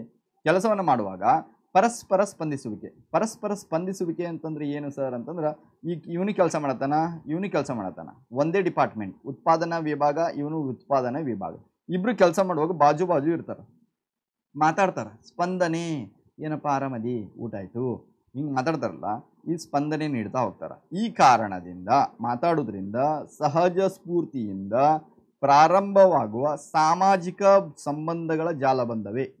ಸಾಮಾಜಿಕ ಸಂಬಂಧಗಳ ಜಾಲಬಂಧವೇ ಅಂದ್ರೆ ಅವರಿಬ್ಬರು ಸಂಬಂಧವನ್ನು ಬೆರಿತಾ ಹೋಗ್ತಾರೆ. ಈಗ ನೋಡ್ರಿ, ನೀವು ಕ್ಲಾಸ್ ರೂಮ್ನಾಗ ಕೂತ್ಕೊಂಡಿರ್ತೀರಿ, ಫಸ್ಟ್ ಇಯರ್ ಅಡ್ಮಿಷನ್ ತೊಗೊಂಡಿದ್ದೀರಿ, ನೀವು ಯಾವ ಊರಿಂದ ಬಂದಿರಿ, ಇನ್ನೊಬ್ಬ ಫ್ರೆಂಡ್ ಯಾವುದೋ ಊರಿಂದ ಬಂದಾನ, ಒಂದೇ ಬೆಂಚ್ನಾಗ ಕೂತೀರಿ, ಮಾತಾಡ್ತೀರಿ ಯಾವ ಊರಪ್ಪನೇ ಎಂದು, ನಿಮ್ಮ ಮನೆ ಎಲ್ಲೈತಿ. ಇದೇನು ಸಹಜ ಸ್ಪಂದಿಸುವಿಕೆಯಿಂದ ನೀವು ಮಾತಾಡೋದ್ರಿಂದ ಮುಂದೆ ಏನಾಗ್ತೀರಿ, ನೀವು ಫ್ರೆಂಡ್ಸ್ ಆಗಿ ಬಿಡ್ತೀರಿ. ಸೊ ಅದೇ ರೀತಿ ಕೆಲಸಗಾರರು ಕೆಲಸ ಮಾಡುವಾಗ ಮಾತಾಡ್ತಾ ಮಾತಾಡ್ತಾ ಅವರು ಸಂಬಂಧಗಳನ್ನು ಸೃಷ್ಟಿಯಾಗುವ ಜಾಲಬಂಧ ಯಾವುದು ಅಂತ ಹೇಳಿ ಕೇಳ್ಯಾರ. ಕೆಳಗಡೆ ನೋಡ್ರಿ ಆಪ್ಷನ್ ಐತಿ ಔಪಚಾರಿಕ ಸಂಘಟನೆ. ಔಪಚಾರಿಕ ಸಂಘಟನೆಯಲ್ಲಿ ಏನಾಗ್ತದ, ಫಾರ್ಮಲ್ ಆಗಿರ್ತದ, CEO, ಮ್ಯಾನೇಜರ್, ವರ್ಕರ್ ಈ ರೀತಿ ಬರ್ತಾ ಹೋಗ್ತಾರ. ಇಲ್ಲಿ ಬರೋದಿಲ್ಲ. ಅನೌಪಚಾರಿಕ ಸಂಘಟನೆ. ಅನೌಪಚಾರಿಕ ಸಂಘಟನೆಯಲ್ಲಿ ಏನಾಗ್ತದ, ಯಾರಿಗ್ಯಾರಿಗೂ ಸಂಬಂಧ ಇರಂಗಿಲ್ಲ, ಯಾರು ಬೇಕಾದರೂ ಮಾತಾಡಿಸ್ಬೋದು. ಅವರು ಪರಸ್ಪರ ಸ್ಪಂದಿಸುವಿಕೆಯಿಂದ ಸಾಮಾಜಿಕ ಸಂಬಂಧಗಳನ್ನು ರೂಪಿಸ್ಕೊಳ್ಬೋದು. ಇದು ಅನೌಪಚಾರಿಕ ಸಂಘಟನೆ ಆಗಿರ್ತದ. ಗೊತ್ತಾಯ್ತಾ? ವಿಕೇಂದ್ರೀಕರಣ ಆಗೋದಿಲ್ಲ, ಪ್ರತಿ ನಿಯೋಜನೆಯೂ ಆಗಿರೋದಿಲ್ಲ, ಇಲ್ಲೆಲ್ಲ ಸ್ಟ್ರಿಕ್ಟ್ ಇರ್ತದ. ಇಲ್ಲಿ ಅನೌಪಚಾರಿಕ ಸಂಘಟನೆ ಬಂದಾಗ ಯಾವುದೇ ರೀತಿಯಾದ ಸ್ಟ್ರಿಕ್ಟ್ ರೂಲ್ಸ್ ಇರೋದಿಲ್ಲ. ಇವನ ಜೊತೆ ಮಾತಾಡಬೇಡ ಅಂತ ಹೇಳೋಕ್ಕಾಗೋದಿಲ್ಲ. ಯಾರು ಬೇಕಾದ್ರ ಜೊತೆ ಮಾತಾಡ್ಬೋದು ಕೆಲಸ ಮಾಡುವಾಗ. ಅವ್ರದ್ರಿಂದ ಒಂದು ಫ್ರೆಂಡ್ಶಿಪ್ ಒಂದು ಕ್ರಿಯೇಟ್ ಆಗ್ತದಲ್ಲ, ಅದು ನಾವು ಹೇಳ್ತೀವಿ ಅನೌಪಚಾರಿಕ ಸಂಘಟನೆಯಿಂದ ಆಗ್ತದೆ. ಇನ್ನು ನೆಕ್ಸ್ಟ್ ಕ್ವಶನ್ ನೋಡ್ರಿ, 16th ಕ್ವಶನ್. ಕೇಂದ್ರೀಕರಣವೆಂದರೇನು? ನೋಡ್ರಿ, ಕೇಂದ್ರೀಕರಣ ವಿಕೇಂದ್ರೀಕರಣ ಅಂತೇಳಿ ಬರುತ್ತಾ. ಇದನ್ನು ಸಿಂಪಲ್ ಆಗಿ ಅರ್ಥ ಮಾಡಿಸಿಬಿಡ್ತೀನಿ ನೋಡ್ರಿ. ಕೇಂದ್ರೀಕರಣ ಅಂತಂದ್ರೆ ಒಬ್ಬನೇ ಹೆಡ್ ಇರ್ತಾನೆ. ಯಾರು? ಉನ್ನತ ಹಂತದ ಅಧಿಕಾರಿಗಳು. ಉನ್ನತ ಹಂತದ ಅಧಿಕಾರಿಗಳು ಏನಿರ್ತಾರಲ್ಲ, ಇವ್ರು ಹೇಳಿದ್ದನ್ನೇ ಎಲ್ಲರೂ ಕೇಳಬೇಕು, ನಾಂದೇ ಆಗಬೇಕು, ಎಲ್ಲ ಕೇಂದ್ರೀಕರಣ ಅಂತ ಹೇಳ್ತೀವಿ.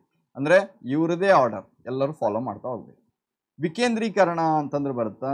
ವಿಕೇಂದ್ರೀಕರಣ ಅಂತಂದ್ರೆ ಇಲ್ಲಿ ಏನಾಗ್ತದ, ಇವನಿಗೆ ಕೆಲಸ ಮಾಡೋಕ್ಕಾಗೋದಿಲ್ಲ, ಎಲ್ಲ ಕೆಲಸನೂ ಒಬ್ಬನೇ ಮಾಡ್ಲಿಕ್ಕೆ ಆಗ್ತದ, ಎಲ್ಲ ಡಿಸಿಷನ್ ಇವನೇ ತೊಗೊಳಿಕ್ಕೆ ಆಗ್ತದ? ಇಲ್ಲ. ಅದಕ್ಕೆ ಏನು ಮಾಡ್ತಾನೆ ಇವ, ವ್ಯವಸ್ಥಾಪಕರಿಗೆ ನೇಮಕ ಮಾಡ್ತಾನೆ. ವ್ಯವಸ್ಥಾಪಕರು ಏನು ಮಾಡ್ತಾರ, ಮೇಲ್ವಿಚಾರಕರನ್ನು ನೇಮಕ ಮಾಡ್ತಾರ. ಇಲ್ಲೇನಾಗ್ತದ, ಅಧಿಕಾರ ಹಂಚಿಕೆ ಆಗ್ತದ, ಜವಾಬ್ದಾರಿಗಳು ಹಂಚಿಕೆ ಆಗ್ತಾ ಹೋಗ್ತಾವು ವಿಕೇಂದ್ರೀಕರಣದಲ್ಲಿ. ಈ ಕ್ವಶನ್ ಏನು ಕೇಳ್ಯಾನ, ಕೇಂದ್ರೀಕರಣ ಎಂದರೇನು ಅಂತೇಳಿ ಕೇಳ್ಯಾನ. ಕೇಂದ್ರೀಕರಣವೆಂದರೆ ನಿರ್ಧಾರಗಳನ್ನು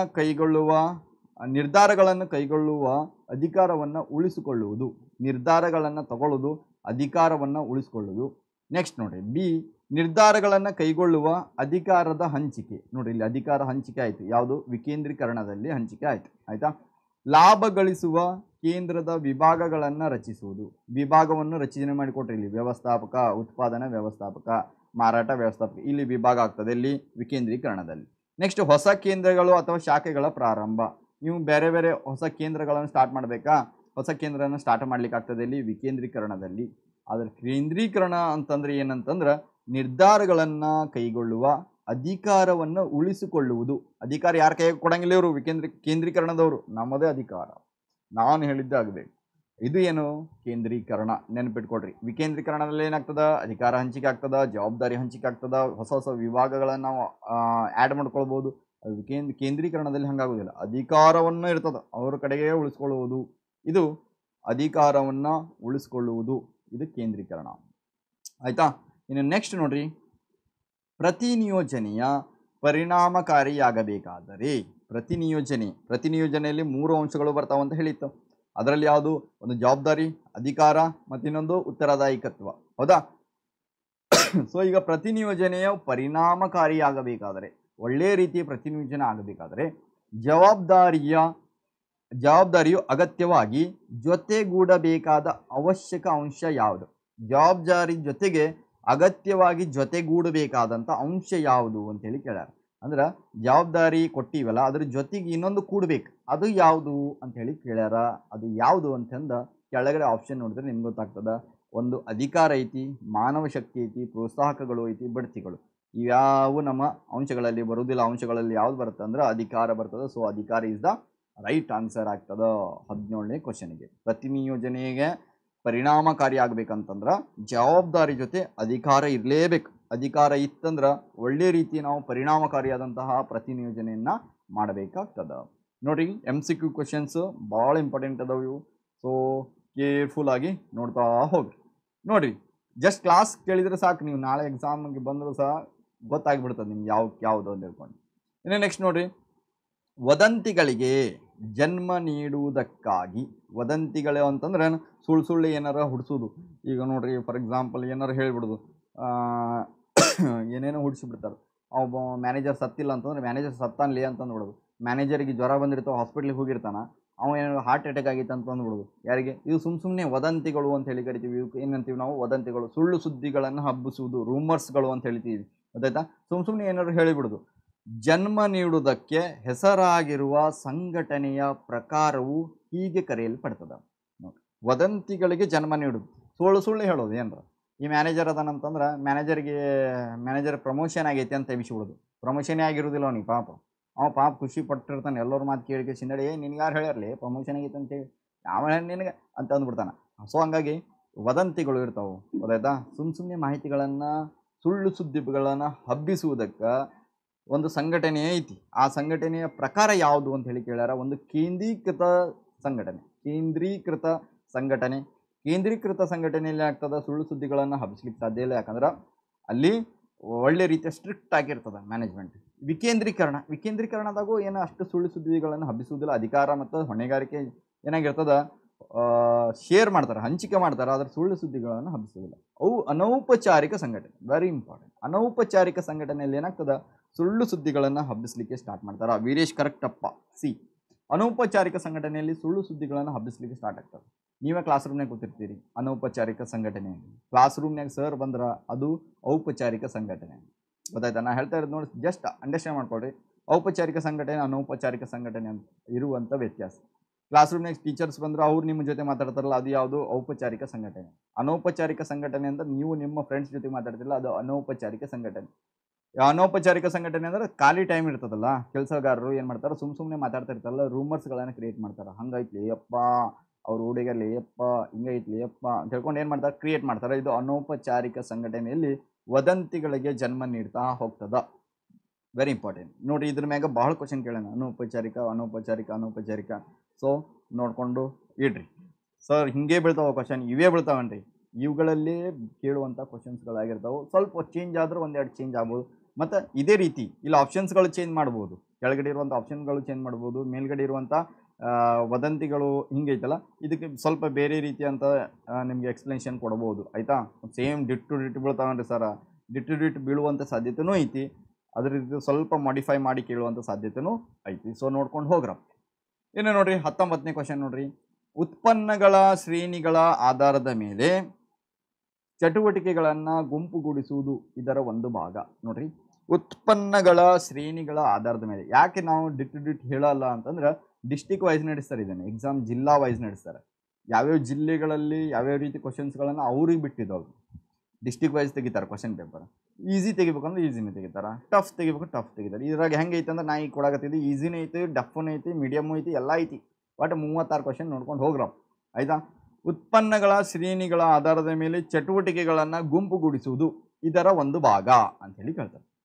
ನೋಡಿ, ಉತ್ಪನ್ನ ಅಂತಂದ್ರೆ ಈಗ ನಮ್ಮ ತಾಗ ಏನೈತ್ರಿ ಸರ, ಯಾವುದು, ಉಡುಪುಗಳ ಉತ್ಪಾದನೆ ಮಾಡೋದು ಒಂದೈತಿ.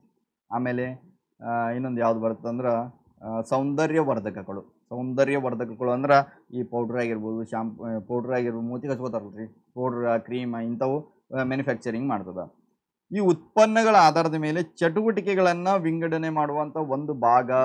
ಎರಡೆರಡು ಪ್ರಾಡಕ್ಟ್ ಯಾವುದು ಕಂಪ್ನಿದು? ಒಂದೇ company, ABC company limited. Tata company ನೋಡ್ರಿ, ಒಂದು ಟಾಟಾ ಮೋಟರ್ಸ್ಗಳನ್ನು ಕ್ರಿಯೇಟ್ ಮಾಡ್ತಾ, ಒಂದು ಟಾಟಾ ಉಪ್ಪನ್ನು ಐತಿ, ಟಾಟಾ ಸಾಫ್ಟ್ವೇರ್ ಕಂಪ್ನಿನೂ ಐತಿ, ಎಲ್ಲ ಐತಿ. ಅದು ಕಂಪ್ನಿ ಓನರೇ, ಅದು ಒಂದೇ. ಅದರಲ್ಲಿ ಉತ್ಪನ್ನಗಳ ಆಧಾರದ ಮೇಲೆ ನಾವು ಚಟುವಟಿಕೆಗಳನ್ನು ಗುಂಪುಗೂಡಿಸ್ತಾ ಹೋಗ್ತೀವಿ. ಅದು ಯಾವುದು? ಅದು ಎದ್ರ ಭಾಗ ಅಂತೇಳಿ ಕೇಳತ್ತಾರ. ಪ್ರತಿನಿಯೋಜನೆಯ ಸಂಘಟನೆ ಅಂತ ಹೇಳಿ ಕರಿತೀವಿ, ವಿಭಾಗೀಯ ಸಂಘಟನೆ ಅಂತ ಹೇಳಿ ಕರಿತೀವಿ. ನೋಡ್ರಿ, ಹೆಸರಿನಾಗ ಐತಿ, ಏನಿದು ಆನ್ಸರ್ ಏನಾಗ್ತದ? ವಿಭಾಗೀಯ ಸಂಘಟನೆ. ವಿಭಾಗಗಳನ್ನಾಗಿ ಮಾಡ್ತೀವಿ. ಉತ್ಪಾದನಾ, ಇದು ಯಾವುದು, ಉಡುಪುಗಳದ್ದು, ಇದಕ್ಕೆ ಸಪ್ರೇಟ್ ಉತ್ಪಾದನಾ ವಿಭಾಗ, ಮಾರಾಟ ವಿಭಾಗ, ಈ ರೀತಿ ಏನು ಮಾಡ್ತೀವಿ, ನಾವು ಮಾಡ್ತಾ ಹೋಗ್ತೀವಿ. ಸೊ ಇದೇನು ವಿಭಾಗೀಯ ಸಂಘಟನೆ ಅಂತ ಹೇಳಿ ನಾವು ಹೇಳ್ಬೋದು. So this is the right answer. ಏನೋ 20ನೇ ಕ್ವಶನ್ ನೋಡ್ರಿ. ಇನ್ನು 16 ಕ್ವಶನ್ಸ್ಗಳು ಬಾಕಿ ಅದಾವು. 16 ಕ್ವಶನ್ಸ್ಗಳನ್ನು ನಾ ಹೆಂಗೆ ಎಕ್ಸ್ಪ್ಲೇನ್ ಮಾಡೋದು ಅಂದರೆ ಡೀಟೇಲ್ ಆಗಿ ಎಕ್ಸ್ಪ್ಲೇನ್ ಮಾಡತ್ತಿದ್ದೆ ನಿಮ್ಗೆ. ಸೊ ಇಲ್ಲಿ ನೋಡ್ರಿ, 20ನೇ ಕ್ವಶನ್ ನೋಡ್ರಿ. ಕಾರ್ಯಗಳ ಆಧಾರದ ಮೇಲೆ ಚಟುವಟಿಕೆಗಳನ್ನು ಗುಂಪುಗೂಡಿಸುವುದು.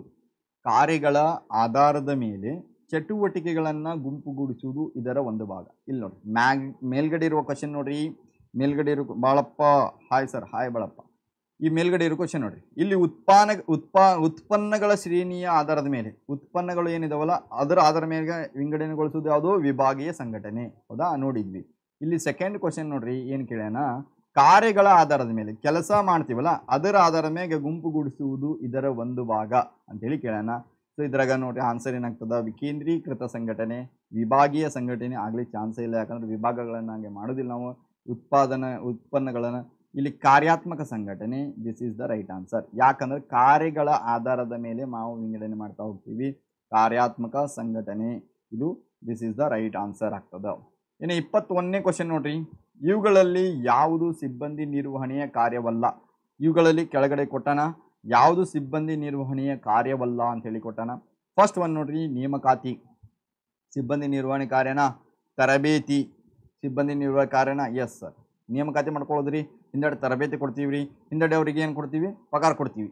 ಏನು ಕೊಡ್ತೀವಿ? ಪಗಾರ ಅಂದ್ರೆ ಪರಿಹಾರ ಕೊಡ್ತೀವಿ. ನಿರ್ದೇಶನ, ನಿರ್ದೇಶನ ಅನ್ನೋದು ಇನ್ನೊಂದು ಕಾರ್ಯ, ಹೌದಾ? ನಿರ್ದೇಶನ ಅನ್ನೋದು, ಸಿಬ್ಬಂದಿ ನಿರ್ವಹಣೆ ಅನ್ನೋದು ಒಂದು ಸಪ್ರೇಟ್ ಕಾರ್ಯ, ನಿರ್ದೇಶನ ಅನ್ನೋದು ಇನ್ನೊಂದು ಸಪ್ರೇಟ್ ಕಾರ್ಯ. ಸೊ ಹಾಗಾಗಿ ಸಿಬ್ಬಂದಿ ನಿರ್ವಹಣೆ ಕಾರ್ಯಗಳಲ್ಲಿ ನಿರ್ದೇಶನ ಬರುವುದಿಲ್ಲ. ಇದನ್ನ ನೆನ್ಪಿಟ್ಕೊಡ್ರಿ, ನಿರ್ದೇಶನ ಇದು, this is the right answer. Next 22ನೇ ಕ್ವಶನ್ ನೋಡ್ರಿ. ಈ ಕೆಳಗಿನವುಗಳಲ್ಲಿ ಯಾವುದು ನೇಮಕಾತಿಯ ಆಂತರಿಕ ಮೂಲವಾಗಿದೆ? ನೋಡ್ರಿ, ಆಂತರಿಕ ಮೂಲ, ಬಾಹ್ಯ ಮೂಲ ಅಂತೇಳಿ ಬರ್ತದ, ನೇಮಕಾತಿ ಅಂತೇಳಿ ಬರ್ತದ. ಮೊದಲು ಏನು ಬರುತ್ತಾ? ನೇಮಕಾತಿ. ನೇಮಕಾತಿಯಲ್ಲಿ ನಿಮಗೆ ಎರಡು ರೀತಿ ಬರ್ತದ. ಒಂದು ವರ್ಗಾವಣೆ, ಒಂದು ವರ್ಗಾವಣೆ ವರ್ಗಾವಣೆ ಬರ್ತದ, ಇನ್ನೊಂದು ಬಡ್ತಿ ಬರ್ತದ. ಬಡ್ತಿ ಬರ್ತದ. ವರ್ಗಾವಣೆ ಅಂತಂದ್ರೆ ಏನು? ನಮ್ಮದೇ ಒಂದು ಬ್ರಾಂಚ್ ಐತ್ರಿ ಸರ್, ನಮ್ದು ಬೆಂಗಳೂರಲ್ಲಿ ಐತಿ. ಒಂದು ಏನೈತಿ? ಬೆಂಗಳೂರಲ್ಲಿ ಆಫೀಸ್ ಐತಿ, ಸೇಮ್ ಕಂಪನಿ. ಇನ್ನೊಂದು ಎಲ್ಲಿ ಐತಿ ಅಂದ್ರೆ ಮೈಸೂರಲ್ಲಿ ಐತಿ. ಸೊ ಬೆಂಗಳೂರಲ್ಲಿ ಇರುವಂಥ ಕಂಪನಿಯಲ್ಲಿರುವಂಥ ಒಬ್ಬ ಕೆಲಸಗಾರ, ಮ್ಯಾನೇಜರ್, ಇಲ್ಲಿ ಕೆಲಸನೇ ಇಲ್ಲ, ಬೆಂಗಳೂರಿನಾಗ ಕೆಲಸ ಮಾಡೋಕ್ಕೆ ಕೆಲಸನೇ ಇಲ್ಲ. ಮ್ಯಾನೇಜರ್, ಇಲ್ಲಿ ಮ್ಯಾನೇಜರೇ ಇಲ್ಲ. ಎಲ್ಲಿ? ಮೈಸೂರಿನಾಗೆ ಮ್ಯಾನೇಜರೇ ಇಲ್ಲ. ಸೊ ಇಲ್ಲಿ ಕೆಲಸ ಇಲ್ಲದಿರುವಂಥ ವ್ಯಕ್ತಿಯನ್ನು ನಾವೇನು ಮಾಡ್ತೀವಿ? ಇಲ್ಲಿ ಮೈಸೂರು ಬ್ರ್ಯಾಂಚಿಗೆ ನಾವೇನು ಮಾಡ್ತೀವಿ? ಟ್ರಾನ್ಸ್ಫರ್ ಮಾಡ್ತೀವಿ. ಇದು ಟ್ರಾನ್ಸ್ಫರ್. ಟ್ರಾನ್ಸ್ಫರ್, ಈ ಟ್ರಾನ್ಸ್ಫರಿಗೆ ಕನ್ನಡದಾಗ ನಾವು ಹೇಳ್ತೀವಿ ವರ್ಗಾವಣೆ ಅಂತ ಹೇಳಿ ಕರಿತೀವಿ. ಗೊತ್ತಾಯ್ತಾ? ಸೊ ಇದು ವರ್ಗಾವಣೆ ಆಂತರಿಕ ಮೂಲ. ಆಂತರಿಕ ಅಂದ್ರೆ ನಮ್ಮ ಕಂಪ್ನಿ ಒಳಗೆ ಎಂಪ್ಲಾಯೀಸ್ಗಳಿಗೆ, ಕೆಲಸಗಾರಿಗೆ ಕೆಲಸವನ್ನು ನೀಡ್ತೀವಲ್ಲ, ಇದು ಆಂತರಿಕ ಮೂಲ. ಬಡ್ತಿ ಅಂದ್ರೆ ಏನು ಸರ್ ಅಂತಂದ್ರೆ, ಬಡ್ತಿ ಅಂದ್ರೆ ನೋಡ್ರಪ್ಪ, ಇಲ್ಲಿ ಮಧ್ಯಮ ಹಂತದಾಗ ಕೆಲಸ ಮಾಡ್ತಿರ್ತಾನ ಕೆಲಸಗಾರ, ಇಲ್ಲಿ ಪೋಸ್ಟ್ ಖಾಲಿ ಇರ್ತದ, ಮ್ಯಾನೇಜರ್ ಪೋಸ್ಟ್ ಇರುವುದಿಲ್ಲ. ಇಲ್ಲಿ ಕೆಳ ಹಂತದಲ್ಲಿರುವಂತಹ ಯಾರು ಮೇಲ್ವಿಚಾರಕ ಏನಿರ್ತಾನಲ್ಲ, ಈ ಮೇಲ್ವಿಚಾರಕನನ್ನು ಮೇಲೆ ಮ್ಯಾನೇಜರ್ ಪೋಸ್ಟಿಗೆ ಪ್ರಮೋಷನ್ ಕೊಡ್ತೀವಿ. ಪ್ರಮೋಷನ್ ಅಂದ್ರೆ ಬಡ್ತಿ ಅಂತ ಹೇಳಿ ಕರಿತೀವಿ. ಸೊ ಇವೆರಡೂ ಏನಾಗ್ತಾವು? ನೇಮಕಾತಿಯ ಆಂತರಿಕ ಮೂಲದಲ್ಲಿ ಬರ್ತದೆ. ಕ್ವಶನ್ ಅನ್ನ ಏನು ಕೇಳಿದಾನೆ ನೋಡ್ರಿ, ಯಾವುದು ನೇಮಕಾತಿಯ ಆಂತರಿಕ ಮೂಲ? ವರ್ಗಾವಣೆ, ಉದ್ಯೋಗ ವಿನಿಮಯ ಕೇಂದ್ರಗಳು, ಜಾಹೀರಾತುಗಳು, ಆವರಣ ನೇಮಕಾತಿ. ಇದ್ರಾಗ ಕ್ಲಿಯರ್ ಆಗಿ ನಿಮ್ಗೆ ಗೊತ್ತಾಗುತ್ತಾ? ವರ್ಗಾವಣೆ ಇಸ್ ದ ರೈಟ್ ಆನ್ಸರ್, ಆಂತರಿಕ ಮೂಲವಾಗೈತಿ. ಸೊ ಡೈಲಿ ಕ್ಲಾಸ್ ಮಾಡ್ತೀರಾ? ಡೈಲಿ ಕ್ಲಾಸ್ ತಗೊಳ್ಬೇಕಪ್ಪ, ಡೈಲಿ ಕ್ಲಾಸ್ ಮಾಡ್ತೀನಿ. ಓಕೆ, ಸೊ ಇನ್ನು ನೋಡ್ರಿ, ಯಾರು? ಮಹೇಶ್ ಡೈಲಿ ಕ್ಲಾಸ್ ಮಾಡ್ತೀವಿ. ಓಕೆನಪ್ಪ, ಆನ್ಸರ್ ಮಾಡ್ತಾ ಹೋಗ್ರಿ. ಇನ್ನು ನೋಡ್ರಿ, ಉದ್ಯೋಗಿಯ ಬಡ್ತಿಯ ಫಲಿತಾಂಶ. ನೋಡ್ರಿ, ಉದ್ಯೋಗಿಯ ಬಡ್ತಿ ಅಂತಂದ್ರೆ ಏನು? ಪ್ರಮೋಷನ್ ಮಾಡಿದ್ರ ಅವನಿಗೆ ಏನೇನು ಆಗ್ತದ? ಕೆಲಸಗಾರನಿಗೆ ಪ್ರಮೋಷನ್ ಮಾಡಿದ್ವಿ, ಪ್ರಮೋಷನ್ ಮಾಡಿದ್ಮೇಲೆ ಅವನಿಗೆ ಏನೇನು ಸಿಗ್ತದ? ಫಸ್ಟ್ ಒನ್ ಬರ್ತಾ, ಸಂಬಳದಲ್ಲಿ ಹೆಚ್ಚಳ. ಸಂಬಳದಾಗ ಹೆಚ್ಚಾಗುತ್ತಾ? S, correct. ಪ್ರಮೋಷನ್ ಮಾಡಿದ್ರೆ ಹೆಚ್ಚಾಗೋದಿಲ್ಲ ಏನ್ರಿ ಸರ್? ಹೆಚ್ಚಾಗುತ್ತಾ, ಪಗಾರ ಜಾಸ್ತಿ ಆಗ್ತದ, ಸಂಬಳ ಹೆಚ್ಚಾಗ್ತದ. ಹೊಣೆಗಾರಿಕೆಯಲ್ಲಿ ಹೆಚ್ಚಳ. ಸರ್ ಮೊದಲು ಅವನು ಏನಿಲ್ಲ, ಕೆಲಸನೇ ಜಾಸ್ತಿ ಇದ್ದಿಲ್ಲರಿ, ಈಗ ಹೊಣೆಗಾರಿಕೆ ಜಾಸ್ತಿ ಆಯಿತು ಅಂದರೆ ರೆಸ್ಪಾನ್ಸಿಬಿಲಿಟಿ ಜಾಸ್ತಿ ಆಯಿತು. ರೆಸ್ಪಾನ್ಸಿಬಿಲಿಟಿ ಜಾಸ್ತಿ ಆಯಿತು, ಹೊಣೆಗಾರಿಕೆ ಜಾಸ್ತಿ ಆಯ್ತು ರೀ ಸರ್, ಕರೆಕ್ಟ್, ಹೆಚ್ಚಾಗ್ತದ. ಕಾರ್ಯತೃಪ್ತಿ, ಅವನಿಗೆ ಕೆಲಸ ಮಾಡೋದ್ನಾಗ ತೃಪ್ತಿ ಆಗ್ತದೆ. ನನಗೆ ಪಗಾರ ಜಾಸ್ತಿ ಆಯಿತು, ನನ್ನ ಕೆಲಸದಲ್ಲಿ ಪೋಸ್ಟ್ ಜಾಸ್ತಿ ಸಿಕ್ತು, ಅವನಿಗೆ ತೃಪ್ತಿ ಆಗ್ತದ. ಎಸ್, ಕರೆಕ್ಟ್, ತೃಪ್ತಿ ಆಗ್ತದ. ಮೇಲಿನ ಎಲ್ಲವೂ. ಆನ್ಸರ್ ಏನಾಗ್ತದೆ ಇದಕ್ಕೆ? ಮೇಲಿನ ಎಲ್ಲವೂ ರೈಟ್ ಆನ್ಸರ್. ಮೇಲಿನ ಎಲ್ಲ ಆಗ್ತದ. ಯಾವುದಕ್ಕೆ? ಬಡ್ತಿಯನ್ನು ಮಾಡಿದ್ರ ಅಂದ್ರೆ ಪ್ರಮೋಷನ್ ಮಾಡಿದ್ರ ಇವೆಲ್ಲವೂ ಅವನಿಗೆ ಸಿಗ್ತದ. ಇನ್ನು ನೆಕ್ಸ್ಟ್ 24ನೇ ಕ್ವಶನನ್ನು ನೋಡ್ತಾ ಹೋಗೋಣ. ಇವುಗಳಲ್ಲಿ ಯಾವುದು ಕಾರ್ಯನಿರತ ತರಬೇತಿಯ ವಿಧಾನ? ನೋಡ್ರಿ, ಕಾರ್ಯನಿರತ ತರಬೇತಿ ವಿಧಾನ ನೋಡ್ರಿ, ವೆರಿ ಇಂಪಾರ್ಟೆಂಟ್. ಸಣ್ಣದಾಗಿ ಎಕ್ಸ್ಪ್ಲೇನ್ ಮಾಡ್ತಾ ಹೋಗಿಬಿಡ್ತೀನಿ ನಿಮ್ಗೆ. ಕೆಲಸಗಾರ ಏನಿರ್ತಾನಲ್ಲ, ಕೆಲಸಗಾರ ಬಂದಂಥ ಕೆಲಸಗಾರನಿಗೆ ತರಬೇತಿಯನ್ನು ನೀಡುವುದಕ್ಕೆ ನಾವು ಹೇಳ್ತೀವಿ ತರಬೇತಿ ಅಂತ ಹೇಳಿ ಕರಿತೀವಿ. ಅವನಿಗೆ ಏನಾದ್ರು ಕೆಲಸವನ್ನು ಕಲಿಸಿಕೊಡೋದಕ್ಕೆ ತರಬೇತಿ ಅಂತ ಹೇಳಿ ಕರಿತೀವಿ. ಇವುಗಳನ್ನು ಎರಡು ರೀತಿ ವಿಂಗಡಿಸಲಾಗಿದೆ. ಒಂದು ಕಾರ್ಯನಿರತ ತರಬೇತಿ, ಕಾರ್ಯನಿರತ ಅಂತೇಳಿ ಕರಿತೀವಿ. ನಿರತ ಅಂತಂದ್ರೆ ಕಾರ್ಯವಂದ್ರೆ ಕೆಲಸವನ್ನು ಮಾಡ್ತಾ ಮಾಡ್ತಾ ಅವನಿಗೆ ತರಬೇತಿಯನ್ನು ಕೊಡುವಂಥದ್ದು.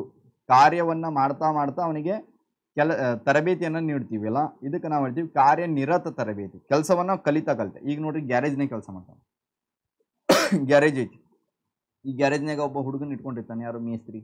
ಅವನಿಗೆ ಏನು ಮಾಡ್ತಾನೆ? ಪಾನ ಕೊಡು, 10 ನಂಬರ್ ಪಾನ, 5 ನಂಬರ್ ಪಾನ ಕೊಡು. ಕೆಲಸವನ್ನು ಮಾಡ್ತಾ ಮಾಡ್ತಾ ಮಾಡ್ತಾ ಅವನಿಗೆ ಟ್ರೈನಿಂಗನ್ನು ಕೊಡ್ತಾ ಹೋಗ್ತಾನೆ, ಯಾರು? ಈ ಗ್ಯಾರೇಜ್ ಓನರ್. ಹಾಗೆ ಕೆಲಸಗಾರರು ನಮ್ಮ ಕಂಪನಿಯಲ್ಲಿ ಹೆಂಗಾಗ್ತದೆ ಅಂದ್ರೆ ಕೆಲಸವನ್ನು ಮಾಡಿಸ್ತಾ ಅವರಿಗೆ ತರಬೇತಿಯನ್ನು ಕೊಡ್ತಾ ಹೋಗ್ತಾರೆ. ಇದು ಕಾರ್ಯನಿರತ ತರಬೇತಿ. ಇನ್ನೊಂದು ವಿಧಾನ ಐತಿ ಯಾವುದು ಅಂತಂದ್ರೆ ಕಾರ್ಯೇತರ ಅಂತೇಳಿ ಕರಿತೀವಿ. ಕಾರ್ಯೇತರ ಅಂತೇಳಿ ಕರಿತೀವಿ. ಅದು ನೆಕ್ಸ್ಟ್ ಬರ್ತದೆ. ಅದಕ್ಕೋಸ್ಕರ ಇವಾಗೇ ಹೇಳ್ಬಿಡ್ತೀನಿ, ನಿಮ್ಗೆ ಆನ್ಸರ್ ಹೇಳಕ್ಕೆ ಈಸಿ ಆಗಿಬಿಡುತ್ತೆ. ಕಾರ್ಯೇತರ ಅಂತಂದ್ರೆ ಕೆಲಸವನ್ನ ಬಿಟ್ಟು ಸಪ್ರೇಟ್ ಇವರಿಗೆ ಏನು ಮಾಡ್ತಾರೆ, ಒಂದು ರೂಮ್ನೇ ಹಾಕ್ತಾರ. ಒಂದು ರೂಮ್ನೇ ಹಾಕಿ ಪಾಠ ಮಾಡ್ತಾರೆ. ಪಾಠ ಅದ್ರ ಬಗ್ಗೆ ಹಿಂಗೈತಪ್ಪ ಹಿಂಗೈತಿ ಅಂತ ಹೇಳ್ಕೊಂಡು ಏನು ಮಾಡ್ತಾರ ಹೇಳ್ತಾರೆ. ಇಲ್ಲಿ ಕೆಲಸದ ಕಡೆ ಕರ್ಕೊಂಡು ಹೋಗೋದೇ ಇಲ್ಲ, ಕೆಲಸ ಮಾಡುವಂಥ ಸ್ಥಳಕ್ಕೆ ಕರ್ಕೊಂಡು ಹೋಗೋದೇ ಇಲ್ಲ. ಯಾರನ್ನ ಅಭ್ಯರ್ಥಿಯನ್ನು ಯಾವ ಬಂದಿರ್ತಾನೆ ಕೆಲಸ ಮಾಡವ ಅವ್ನಿಗೆ ಕರ್ಕೊಂಡು ಹೋಗೋದಿಲ್ಲ, ತೋರಿಸೋದಿಲ್ಲ. ಕೆಲಸ ಮಾಡುವ ಸ್ಥಳ ಏನಿರ್ತೋ ಅದಕ್ಕಿಂತ ಬಿಟ್ಟು ಭಾಳ ದೂರದಲ್ಲಿ ಏನು ಮಾಡ್ತಾರೆ, ಇವನಿಗೆ ಒಂದು ರೂಮ್ನೇ ಹಾಕಿ ಕ್ಲಾಸ್ ರೂಮ್ ಟ್ರೈನಿಂಗ್, ಒಂದು ರೀತಿಯ ಅಧ್ಯಯನಗಳು, ಇವುಗಳ ಬಗ್ಗೆ ಪಾಠವನ್ನು ಮಾಡ್ತಾ ಹೋಗ್ತಾರೆ. ಇದು ಕಾರ್ಯೇತರ ತರಬೇತಿ ಅಂತೇಳಿ ಕರಿತೀವಿ. ಕ್ವಶನ್ ಇಲ್ಲಿ ಕೇಳೋಣ ಏನಂದ್ರೆ, ಯಾವುದು ಕಾರ್ಯನಿರತ ತರಬೇತಿ ವಿಧಾನ ಅಂತೇಳಿ ಕೇಳೋಣ.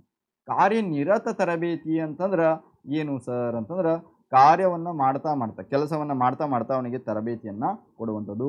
Correct Mahesha 24B correct answer. ನೋಡಿ, ಅದಕ್ಕಿಂತ ಮುಂಚೆ ಪ್ರಕರಣ ಅಧ್ಯಯನ ಅಂತಂದ್ರೆ ಕೇಸ್ ಸ್ಟಡಿ ಅಂತ ಹೇಳಿ ಕರಿತೀವಿ. ಕೇಸ್ ಸ್ಟಡಿ ಅಂತಂದ್ರೆ ಒಬ್ಬ ವ್ಯಕ್ತಿಯ ಬಗ್ಗೆ ನಾವು ಅಧ್ಯಯನ ಮಾಡ್ತಾ ಹೋಗೋದು. ಕೇಸ್ಗಳು, ಆ ಕೇಸ್ ಅಧ್ಯಯನ ಮಾಡೋದು, ಈ ಕೇಸ್ ಅಧ್ಯಯನ ಮಾಡೋದು. ಹಂಗೆ ಈ ಕೇಸ್ ಸ್ಟಡಿಯನ್ನು ಮಾಡೋಕೆ ನಾವು ಏನು ಮಾಡ್ತೀವಿ, ನಮ್ಮ ಕೆಲಸವ ಜಾಗದನ್ನು ಬಿಟ್ಟು ನಾವು ಕೆಲಸ ಮಾಡ್ತಾ ಕಲಿತಾ ಹೋಗ್ತೀವಿ. ಅಂದ್ರೆ ಈಗ ನಾವು ಸಪ್ರೇಟಾಗಿ ಹೋಗಿ ಹುಡುಕಿ ಅದನ್ನು ಅಧ್ಯಯನ ಮಾಡ್ತಾ ಹೋಗ್ತೀವಿ. ಒಂದೇ ರೂಮ್ನಾಗ ಕೂತು ಅಧ್ಯಯನ ಮಾಡೋಕ್ಕೆ ಸಾಧ್ಯ ಇಲ್ಲ. ಮೊಗಸಾಲೆ ತರಬೇತಿ ಅಂತೇಳಿ ಬರುತ್ತಾ. ಮೊಗಸಾಲೆ ತರಬೇತಿ ಅಂತಂದ್ರೆ ಇಲ್ಲಿ ಏನು ಮಾಡ್ತಾರೆ ಅಂದ್ರೆ, ನಿಮ್ಗೆ ಕೆಲಸ ಮಾಡುವಂತಹ ಪ್ಲೇಸ್ ಇದಲ್ಲ, ಅದೇ ರೀತಿಯಾದಂಥ ಒಂದು ವರ್ಕ್ಶಾಪನ್ನು ರೆಡಿ ಮಾಡ್ತಾರೆ. ಮೊಗಸಾಲೆ ತರಬೇತಿ ಅಂತೇಳಿ ಅಲ್ಲಿ ನಿಮ್ಗೆ ಸಲಕರಣೆಗಳು ಇರ್ತಾವೆ, ಮಷಿನರಿಗಳು ಇರ್ತಾವೆ. ಎಲ್ಲ ರೀತಿಯ ಸಲಕರಣೆಗಳು ಮಷಿನರಿಗಳು ಏನಿರ್ತಾವಲ್ಲ ಅಲ್ಲಿ ಇರ್ತದೆ. ಎಲ್ಲಿ ಒಂದು ಕಾರ್ಯಕ್ರಮದಲ್ಲಿ ಅಲ್ಲಿ ನಿಮಗೆ ಕೆಲಸ ಮಾಡ್ತಾ ನಿಮಗೆ ತರಬೇತಿಯನ್ನು ಕೊಡ್ತಾ ಮೊಗಸಾಲೆ ತರಬೇತಿಯನ್ನು ನೀಡ್ತಾ ಹೋಗ್ತಾರೆ.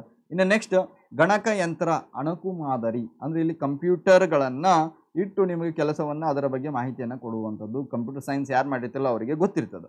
ಸೊ ಇಲ್ಲಿ ವ್ಯಕ್ತಿಗತ ತರಬೇತಿ ಅಂತ ಐತಿ. ವ್ಯಕ್ತಿಗತ ತರಬೇತಿ ಅಂತಂದ್ರೆ ಇಲ್ಲಿ ಏನು ಮಾಡ್ತಾರೆ ಅಂದ್ರೆ, ಒಂದು ಕ್ಲಾಸ್ ರೂಮ್ನಾಗ ಕುಂದಿರಿಸಿ ಅವನಿಗೆ ಪಾಠವನ್ನು ಹೇಳ್ತಾರೆ. ವ್ಯಕ್ತಿಗೆ ಅನುಗುಣವಾಗಿ ತರಬೇತಿಯನ್ನು ಕೊಡ್ತಾ ಹೋಗ್ತಾರೆ. ಸೊ ಹಾಗಾಗಿ ಇದು ಕಾರ್ಯನಿರತ ತರಬೇತಿಯ ವಿಧಾನ. ಕಾರ್ಯನಿರತ ತರಬೇತಿಯ ವಿಧಾನ. ಇಲ್ಲಿ ನೋಡ್ರಿ, ಪ್ರಕರಣ ಅಧ್ಯಯನ, ಮೊಗಸಾಲೆ ತರಬೇತಿ, ಅಣುಕು ಮಾದರಿ ಇವೆಲ್ಲ ಏನು ಕಾರ್ಯೇತರ. ಕಾರ್ಯನಿರತ ಅಂತಂದ್ರೆ ಕೆಲಸ ಮಾಡ್ತಾ ವ್ಯಕ್ತಿಗೆ ಅನುಗುಣವಾಗಿ ವ್ಯಕ್ತಿಗತ ತರಬೇತಿಯನ್ನು ನೀಡ್ತಾ ಹೋಗುವಂಥದ್ದು. ಅರ್ಥ ಆಯ್ತಾ? ಇನ್ನು ನೆಕ್ಸ್ಟ್, ಇವುಗಳಲ್ಲಿ ಯಾವುದು ಕಾರ್ಯೇತರ ತರಬೇತಿಯ ವಿಧಾನ? ಕಾರ್ಯೇತರ ಅಂದರೆ ಕೆಲಸವನ್ನು ಬಿಟ್ಟು ಹೊರಗೆ ಇವನಿಗೆ ಕರ್ಕೊಂಡು ಹೋಗಿ ಇವನಿಗೆ ಪಾಠವನ್ನು ಮಾಡುವಂಥದ್ದು. ಯಾವುದೈತ್ರಿ ಸರ್ ಅಂತ ಹೇಳ್ಕೊಂಡು ನೋಡ್ತಾ ಹೋಗೋಣ. ಪಕ್ಷಿನಾರ್ಥಿ ಕಾರ್ಯಕ್ರಮ, ಸ್ಥಾನಬದ್ಧ ಕಲಿಕಾ ಕಾರ್ಯಕ್ರಮ ತರಬೇತಿ, ಪ್ರಕರಣ ಅಧ್ಯಯನ, ಕಾರ್ಯ ಆವರ್ತನ ಅಂತೇಳಿ ಕರಿತೀವಿ. ಇವಾಗ ತಾನೇ ನೋಡಿದ್ದೀವಿ ನಾವು ಕಾರ್ಯೇತರ ತರಬೇತಿಯಲ್ಲಿ ಬರುವಂಥದ್ದು ಯಾವುದು ಅಂದ್ರೆ ಪ್ರಕರಣ ಅಧ್ಯಯನ. ಕೇಸ್ ಸ್ಟಡಿ ಮಾಡುವಾಗ ನಾವು ಇದು ಒಂದು ಏನಾಗ್ತದ, ಕಾರ್ಯೇತರ ತರಬೇತಿಯ ವಿಧಾನ ಆಗ್ತದ. ಆಯ್ತಾ? ಇನ್ನು ನೆಕ್ಸ್ಟ್, ಈ ಕೆಳಗಿನವುಗಳಲ್ಲಿ ಯಾವುದು ನಿರ್ದೇಶನದ ಅಂಶವಲ್ಲ? 26ನೇ ಕ್ವಶನ್. ಇನ್ನು ಕರೆಕ್ಟಾಗಿ 10 ಕ್ವಶನ್ ಅದಾವೆ. 36ಕ್ಕೆ ಎಂಡ್ ಆಗುತ್ತೆ ಇವತ್ತಿನ ಕ್ಲಾಸ್. ಸೊ ಈ ಕೆಳಗಿನಲ್ಲಿ ಯಾವುದು ನಿರ್ದೇಶನದ ಅಂಶವಲ್ಲ? ನಿರ್ದೇಶನ ಅನ್ನೋದು ಒಂದು ಕಾರ್ಯವಾಗೈತಿ. ನಿರ್ದೇಶನದಲ್ಲಿರುವಂಥ ಅಂಶಗಳು ಯಾವುದಲ್ಲ ಅಂತೇಳಿ ಕೇಳ್ಯಾರ. ಪ್ರೇರಣೆ ಮಾಡ್ತಾನ ಮ್ಯಾನೇಜರ್ ಆದವ ಕೆಲಸಗಾರನಿಗೆ ಪ್ರೇರಣೆ ಮಾಡೋದು ಕರೆಕ್ಟ್. ಪ್ರೇರಣೆ ಇರ್ತದ. ಸಂವಹನ ಮಾತಾಡ್ಬೇಕಲ್ಲ, ಮ್ಯಾನೇಜರ್ ಆದವ ಕೆಲಸಗಾರರ ನಡುವೆ ಸಂವಹನ ಮಾತಾಡ್ತಾನ. ಪ್ರತಿನಿಯೋಜನೆ ನೋಡ್ರಿ, ಅಧಿಕಾರ ಹೊಣೆಗಾರಿಕೆ ಅಧಿಕಾರ ಜವಾಬ್ದಾರಿ ಉತ್ತರದಾಯಿತ್ವ ಬರ್ತದ. ಮೇಲ್ವಿಚಾರಣೆ ಮಾಡ್ತಾನೆ, ಅದರ ಪ್ರತಿನಿಯೋಜನೆ ಮಾಡುವುದಿಲ್ಲ. ನಿರ್ದೇಶನದಲ್ಲಿ ಪ್ರತಿನಿಯೋಜನೆ ಬರುವುದಿಲ್ಲ. ಸೊ ಹಾಗಾಗಿ ನಿರ್ದೇಶನದ ಅಂಶ ಅಲ್ಲ ಯಾವುದು ಅಂದ್ರೆ ಪ್ರತಿನಿಯೋಜನೆ. ನೆನ್ಪಿಟ್ಕೊಳ್ಳಿ. ಇನ್ನು ನೆಕ್ಸ್ಟ್ ನೋಡಿ, 27ನೇ ಕ್ವಶನ್. ಅಗತ್ಯಗಳನ್ನು ವರ್ಗ ಶ್ರೇಣೀಕೃತ ಕ್ರಮದಲ್ಲಿ ವರ್ಗೀಕರಿಸುವ ಪ್ರೇರೇಪಣೆಯ ಸಿದ್ಧಾಂತವು ಇವರಿಂದ ಅಭಿವೃದ್ಧಿಸಲ್ಪಟ್ಟಿತು. ಅಗತ್ಯಗಳ ವರ್ಗ ಶ್ರೇಣೀಕೃತ ಕ್ರಮದಲ್ಲಿ ವರ್ಗೀಕರಿಸುವ ಪ್ರೇರಣೆಯ ಸಿದ್ಧಾಂತವು ಇವರಿಂದ ಅಭಿವೃದ್ಧಿಸಲ್ಪಟ್ಟಿತು. ನೋಡಿ, ಒಬ್ಬ ವ್ಯಕ್ತಿ ಅದಾನ, ಆ ವ್ಯಕ್ತಿ ಏನು ಮಾಡ್ಯಾನ ಅಂದ್ರೆ ಒಂದು ಸಿದ್ಧಾಂತವನ್ನು ಕೊಟ್ಟಾನ. ಏನು ಸಿದ್ಧಾಂತ ರೀ ಸರ್ ಅಂತಂದ್ರೆ, ಹಿಂಗೆ ಬಾಕ್ಸ್ ಹಾಕಿ ನಿಮ್ಗೆ ಟೇಬಲ್ ಮ್ಯಾಗ ನಿಮ್ಮ ಬೋರ್ಡ್ ಮ್ಯಾಗ ಬರ್ಸಿರ್ತಾರ. ಇದು ಯಾರು ಕೊಟ್ಟಾರ ಸಿದ್ಧಾಂತ ಅಂತಂದ್ರೆ ನಿಮಗೆ ಗೊತ್ತಿರ್ತದೆ. ಇವನೇನು ಮಾಡ್ತಾನ, ಕೆಲವೊಂದಿಷ್ಟು ಸಿದ್ಧಾಂತಗಳನ್ನು ಕೊಡ್ತಾ ಹೋಗ್ತಾನೆ. ಕೆಲಸಗಾರರಿಗೆ ಏನು ಕೊಡಬೇಕು, ಮೊದಲು ಏನು ಅಗತ್ಯ ಐತಿ, ಅದಾದ್ಮೇಲೆ ಏನು ಕೊಡಬೇಕು, ಅದಾದ್ಮೇಲೆ ಲಾಸ್ಟಿಗೆ ಏನು ಕೊಡಬೇಕು ಅನ್ನೋದನ್ನು ಇದರ ಬಗ್ಗೆ ಈ ಸಿದ್ಧಾಂತದ ಬಗ್ಗೆ ಎಕ್ಸ್ಪ್ಲೇನ್ ಮಾಡ್ಯಾನ. ಆ ವ್ಯಕ್ತಿ ಯಾರು ಅಂತೇಳಿ ನೋಡ್ತಾ ಹೋಗೋದು. ಇದರಿಗೆ ಆನ್ಸರ್ ಏನಾಗ್ತದ ಅಬ್ರಹಾಂ ಮಾಸ್ಲೋ ಆಗ್ತದ. ಅಬ್ರಹಾಂ ಮಾಸ್ಲೋ ಇವ್ರೇನು ಮಾಡಿದಾರ ಅಂದ್ರೆ ವರ್ಗೀ ಶ್ರೇಣೀಕೃತ ಏನು ಮಾಡ್ತಾರೆ ಸಿದ್ಧಾಂತವನ್ನು ಅಭಿವೃದ್ಧಿಸಲ್ಪಟ್ಟಿದೆ. ಮೊದಲು ದೈಹಿಕತ ಅಗತ್ಯತೆಗಳು, ಊಟ ತಿನ್ನಕ್ಕೆ ಊಟ, ಕೂಳ, ಮನಿ, ಬಟ್ಟೆ, ಇವೇನು ದೈಹಿಕ, ಫಸ್ಟಿಗೆ ಇದು ಬೇಕು, ಸೈಕಾಲಜಿಕಲ್ ಬೇಸಿಕ್ ನೀಡ್ಸ್. ಆಮೇಲೆ ಸೆಕ್ಯೂರಿಟಿ ನೀಡ್ಸ್, ಆಮೇಲೆ ಸೇಫ್ಟಿ ನೀಡ್ಸ್, ಆಯಿತಾ, ಸೆಕ್ಯೂರಿಟಿ ಆ್ಯಂಡ್ ಸೇಫ್ಟಿ ನೀಡ್ಸ್. ಆಮೇಲೆ ರೆಪ್ಯುಟೇಷನ್ ಬರ್ತದ, ಅಂದ್ರೆ ಗೌರವ ಬೇಕು. ಆಮೇಲೆ ಮನುಷ್ಯನಿಗೆ ಏನು ಬೇಕಾಗು ಸೈದ್ಧಾಂತಿಕ ಸಿದ್ಧಾಂತ ಬೇಕು, ಗೊತ್ತಾಯ್ತಾ. ಲಾಸ್ಟಿಗೆ ಸೈದ್ಧಾಂತಿಕ ಸಿದ್ಧಾಂತ ಬೇಕಾಗ್ತದ. ಇವೆಲ್ಲ ಏನು ಸಿದ್ಧಾಂತಗಳನ್ನು ಕೊಟ್ಟಾನ ಯಾರು ಅಂತಂದ್ರೆ ಅಬ್ರಹಾಂ ಮಾಸ್ಲೋ, ನೆನ್ಪಿಟ್ಟು. ಇನ್ನು ನೆಕ್ಸ್ಟ್, ಈ ಕೆಳಗಿನಲ್ಲಿ ಯಾವುದು ಸಂವಹನದ ಅಂಶವಲ್ಲ? ನೋಡ್ರಿ ನೆನ್ಪಿಟ್ಟು, ಸಂವಹನದ ಅಂಶವಲ್ಲ ಅಂತ ಕೇಳೇನು. ಸಂವಹನ ಅಂದ್ರೆ ಮಾತಾಡಬೇಕು. ವಿಸಂಕೇತಿಸುವಿಕೆ ಅಂತಂದ್ರೆ ಡಿಕೋಡಿಂಗ್ ಅಂತೇಳಿ ಕರಿತೀವಿ. ಡಿಕೋಡಿಂಗ್ ಅಂತ ಹೇಳ್ತೀವಿ. ಅಂದ್ರೆ ನಾ ಈಗ ಹೇಳಿದ್ದು ಅದನ್ನ ಏನು ಮಾಡ್ತೇವೆ ಒಂದು ಲ್ಯಾಂಗ್ವೇಜ್ನಾಗ, ನಾ ಈಗೇನೋ ಹೇಳಿದ್ನಿ ಅಂತಂದ್ರೆ ಅದನ್ನು ಇನ್ನೊಂದು ಲ್ಯಾಂಗ್ವೇಜ್ನಾಗ ನಿಮಗೆ ತಿಳಿಸುವಂಥದ್ದು. ಈಗ ಕಂಪ್ಯೂಟರ್ ಐತಿ, ಇದೇನು ಮಾಡತ್ತಿದ್ರು ಡಿಕೋಡ್ ಮಾಡಕತ್ತೈತಿ. ಕಂಪ್ಯೂಟರ್ ನಾನೀಗ ಬರೆದಿದ್ದು ವಿಸಂಕೇತಿಸುವಿಕೆ, ಬಟ್ ಇದು ಕಂಪ್ಯೂಟರ್ ಲ್ಯಾಂಗ್ವೇಜ್ನಾಗ ಬೇರೆ ಐತಿ. ಅದನ್ನು ಏನು ಮಾಡತ್ತೈತಿ ನಿಮಗೆ ತೋರ್ಸಾಕತ್ತೈತಿ. ವಿಸಂಕೇತಿಸುವಿಕೆ ಅಂತಂದ್ರೆ ಇದೆ. ಈಗ ನಾವು ವಿಸಂಕೇತಿಸುವಿಕೆ ಅಂತೇಳಿ ಕಂಪ್ಯೂಟರ್ ಒಳಗೆ ಟೈಪ್ ಮಾಡೀನಿ, ಬಟ್ ಅದು ನಿಮ್ಗೆ ಕಂಪ್ಯೂಟರ್ ಲ್ಯಾಂಗ್ವೇಜೇ ಬೇರೆ. ಆ ಕಂಪ್ಯೂಟರ್ ಲ್ಯಾಂಗ್ವೇಜಲ್ಲಿ ಅದನ್ನು ತಗೊಂಡು ಅದನ್ನು ನಿಮಗೆ ಬೇರೆ ರೀತಿ ಕೊಡೋದೈತಲ್ಲ, ಅದು ವಿಸಂಕೇತಿಸುವಿಕೆ. ಇದು ಸಂವಹನದ ಲಕ್ಷಣ ಹೌದಾ ಅಲ್ಲ? ಹೌದು ಸರ್, ವಿಸಂಕೇತಿಸುವಿಕೆ ಸಂವಹನದ ಲಕ್ಷಣ. ನೆಕ್ಸ್ಟ್ ಸಂವಹನ ಅಂತ ಐತಿ. ಆಮೇಲೆ ಯಾವ್ದು ಬರ್ತದೆ? ಮಾಧ್ಯಮ. ಈಗ ನಾನು ಮಾತಾಡಕತ್ತೀನಲ್ಲ, ನೀವು ನೋಡಕತ್ತೀರಲ್ಲ, ಒಂದು ಮೊಬೈಲ್ ಫೋನ್ ಇಟ್ಕೊಂಡು ಅಥವಾ ಲ್ಯಾಪ್ಟಾಪ್ ಇಟ್ಕೊಂಡು ಅಥವಾ ಒಂದು ಟ್ಯಾಬನ್ನು ಇಟ್ಕೊಂಡು ನೋಡ್ತಿದ್ದಲ್ಲ, ಇದು ಮಾಧ್ಯಮ. ಇದು ಸಂವಹನದ ಮಾಧ್ಯಮ. ಮಾಧ್ಯಮ ಇಲ್ಲ ಅಂತಂದ್ರೆ ನಿಮಗೆ ಮಾತಾಡಲಿಕ್ಕೆ ಆಗುವುದಿಲ್ಲ. ಈಗ ನೀವು ಮೆಸೇಜ್ ಮಾಡಿ ನಮಗೆ ಕಮೆಂಟ್ ಬಾಕ್ಸಲ್ಲಿ ತಿಳಿಸ್ತಿರಲ್ಲ, ಇದು ಮಾಧ್ಯಮದ ಮುಖಾಂತರ ನೀವು ಸಂವಹನ ಮಾಡಕತ್ತೀರಿ, ಗೊತ್ತಾಯ್ತಾ. ಒಂದು ಯೂಟ್ಯೂಬ್ ಇದು ಒಂದು ಮಾಧ್ಯಮ. ಯೂಟ್ಯೂಬ್ಗಿಂತ ಅಂದ್ರೆ ನಿಮ್ಗೆ ಮೊಬೈಲ್ ಫೋನ್ ಇದು ಒಂದು ಮಾಧ್ಯಮ. ಈ ಮೊಬೈಲ್ ಫೋನ್ ಮುಖಾಂತರ ನಾವೇನು ಮಾಡ್ತೀವಿ, ನಾವು ಮಾತಾಡ್ತಾ ಇದ್ದೀವಿ. ಇದು ಸಹ ಸಂವಹನದ ಲಕ್ಷಣ ಐತಿ. ಸ್ವೀಕೃತ ಅಂದ್ರೆ ಈಗ ನಾನು ಮಾತಾಡಕತ್ತೀನಲ್ಲ, ನಾನು ಕ್ಲಾಸ್ ಮಾಡಕತ್ತೀನಲ್ಲ, ಅದನ್ನು ನೀವು ಕೇಳ್ಕೊಳ್ತಿದ್ದೀರಲ್ಲ, ಕೇಳ್ಕೊಂಡು ನೋಟ್ಸ್ ಮಾಡ್ತಿದ್ದೀರಲ್ಲ, ಇದು ನೀವು ಸ್ವೀಕೃತ. ಅಂದ್ರೆ ನೀವು ಕೇಳ್ಕೊಂಡು ಲಾಸ್ಟಿಗೆ ಫೈನಲ್ ಆಗಿ ನಿಮಗೆ ಕೇಳಾಕತ್ತೈತೆ, ಅದು ತಿಳಿಯಾಕತ್ತೈತೆ, ಅದು ಅರ್ಥ ಆಗತೈತಿ, ಇದು ಸ್ವೀಕೃತ. ಸೊ ಇಲ್ಲಿ ನೋಡ್ರಿ, ಯಾವುದು ಸಂವಹನದ ಅಂಶ ಅಲ್ಲ, ಇದು ವೆರಿ ಇಂಪಾರ್ಟೆಂಟ್. ಭಾಳಷ್ಟು ಜನ ಕನ್ಫ್ಯೂಸ್ ಆಗಿಬಿಡ್ತಾರ. ಇಲ್ಲಿ ಸಂವಹನದ ಅಂಶ ಯಾವುದು ಅಂದ್ರೆ ಸಂವಹನದ ಅಂಶವಲ್ಲ, ಗೊತ್ತಾಯ್ತಾ, ನೆನ್ಪಿಟ್ಕೊಡ್ರಿ. ಸಂವಹನ ಏನಿದೆಲ್ಲ ಸಂವಹನದ ಅಂಶವಲ್ಲ. ಇವೆಲ್ಲ ಸಂವಹನದ ಅಂಶ, ಆದ್ರೆ ಸಂವಹನದ ಅಂಶವಲ್ಲ. ಸಂವಹನ ಹೆಂಗೆ ಮಾಡ್ಬೇಕಂದ್ರೆ ವಿಸಂಕೇತಿಸುವಿಕೆ, ಮಾಧ್ಯಮ, ಸ್ವೀಕೃತ, ಸೆಂಡರ್, ರಿಸೀವರ್ ಇವೆಲ್ಲ ಬರ್ತಾವೆ ಭಾಳ, ಅವುಗಳನ್ನು ಸಂವಹನದ ಅಂಶವಾಗಿರ್ತದೆ. ಬಟ್ ಸಂವಹನದ ಅಂಶವಲ್ಲ, ನೆನ್ಪಿಟ್ಕೊಳ್ಳಿ. ಸರ್ ಸಂವಹನ ಐತಲ್ಲ ಅಂತೇಳಿ ಹಾಕಿ ಬಿಡುದಿಲ್ಲ, ಅದನ್ನು ವಿಸಂಕೇತಿಸುವಿಕೆ ಯಾವ್ದಾರು ಒಂದು ಹಾಕಿ ಬಿಡ್ತಾರೆ, ತಪ್ಪಾಗುತ್ತದೆ. 29ನೇ ಕ್ವಶನ್, ಮೋಸ್ಟ್ ಎಕ್ಸ್ಪೆಕ್ಟೆಡ್ ಕ್ವಶನ್. ಇದೇನೋ ದ್ರಾಕ್ಷಿ ಬಳ್ಳಿ ಹೆಂಗಿರ್ತದೆ ನೋಡಿರಲ್ಲಪ್ಪ.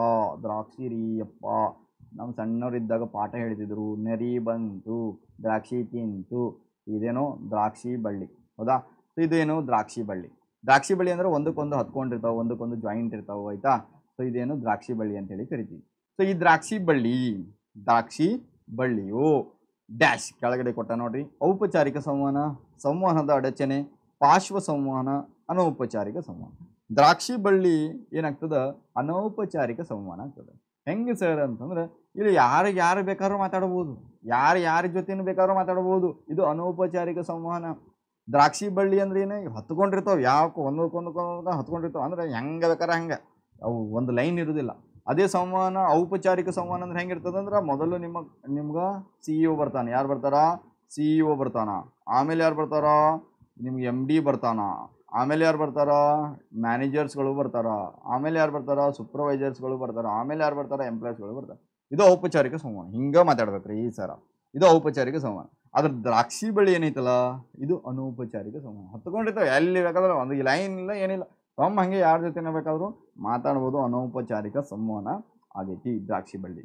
ನೆಕ್ಸ್ಟ್ ನೋಡ್ರಿ, 30ನೇ ಕ್ವಶನ್. ಎಲ್ಲರಿಗೂ ಗೊತ್ತಿರುವಂಥ, ಆಲ್ಮೋಸ್ಟ್ ಎಲ್ಲರಿಗೂ ಗೊತ್ತಿರ್ತದ. ನಾರಾಯಣ ಮೂರ್ತಿ ಅವರು ಸ್ಥಾಪಿಸಿದ ಸಾಫ್ಟ್ವೇರ್ ಕಂಪನಿ. ಇದನ್ನು ಆಲ್ಮೋಸ್ಟ್ ನಿಮ್ಗೆ ಎಲ್ಲರೂ ಎಕ್ಸಾಂಪಲ್ ಆಗಿ ತಗೋತಾರೆ, ಎಲ್ಲ ಟೀಚರ್ಸ್ಗಳು. ನಾರಾಯಣ ಮೂರ್ತಿ ಅವರು ಇನ್ಫೋಸಿಸ್ ಅಂತ ಹೇಳಿ ಕರಿತೀವಿ. ನಾರಾಯಣ ಮೂರ್ತಿ ಅವರು ಸ್ಥಾಪಿಸಿದಂಥ ಸಾಫ್ಟ್ವೇರ್ ಕಂಪನಿ ಯಾವುದು ಅಂತಂದ್ರೆ ಇನ್ಫೋಸಿಸ್ ಏನು ನಾರಾಯಣ ಮೂರ್ತಿ ಅವರು ಸ್ಟಾರ್ಟ್ ಮಾಡಿದ್ದ ಕಂಪನಿ, ಆಯಿತಾ.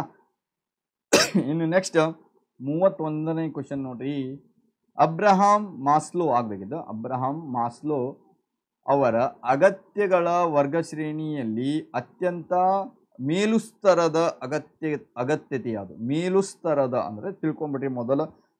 ಮೇಲುಸ್ತರದ ಅಂದ್ರೆ ಟಾಪ್. ಮೇಲುಸ್ತರ ಅಂದರೆ ಅದು ಟಾಪ್, ಉನ್ನತ ಹಂತದಲ್ಲಿರುವಂಥದ್ದು. ಮೇಲುಸ್ತರ ಅಂದ್ರೆ ಏನು? ಟಾಪ್ ಅಂತ ಹೇಳಿ ಕರಿತೀವಿ. ಉನ್ನತದಾಗಿರುವಂಥದ್ದು ಯಾವುದು ಅಂತೇಳಿ ನಿಮಗೆ ಇಲ್ಲಿ ಚಾರ್ಟ್ ಹಾಕ್ಸಿದ್ನಾಗಳೇ ಇದ್ರಾಗ ಅವ್ನು ಕ್ವಶನ್ ಕೇಳಿದ್ದೆ ಅಂದ್ರೆ ಇದ್ರಾಗ ಇಲ್ಲಿ ಇರುವಂಥ ಟಾಪ್ನಾಗ ಇರುವಂಥದ್ದು ಯಾವುದು ಅಂತ ಕೇಳ್ಯಾನ.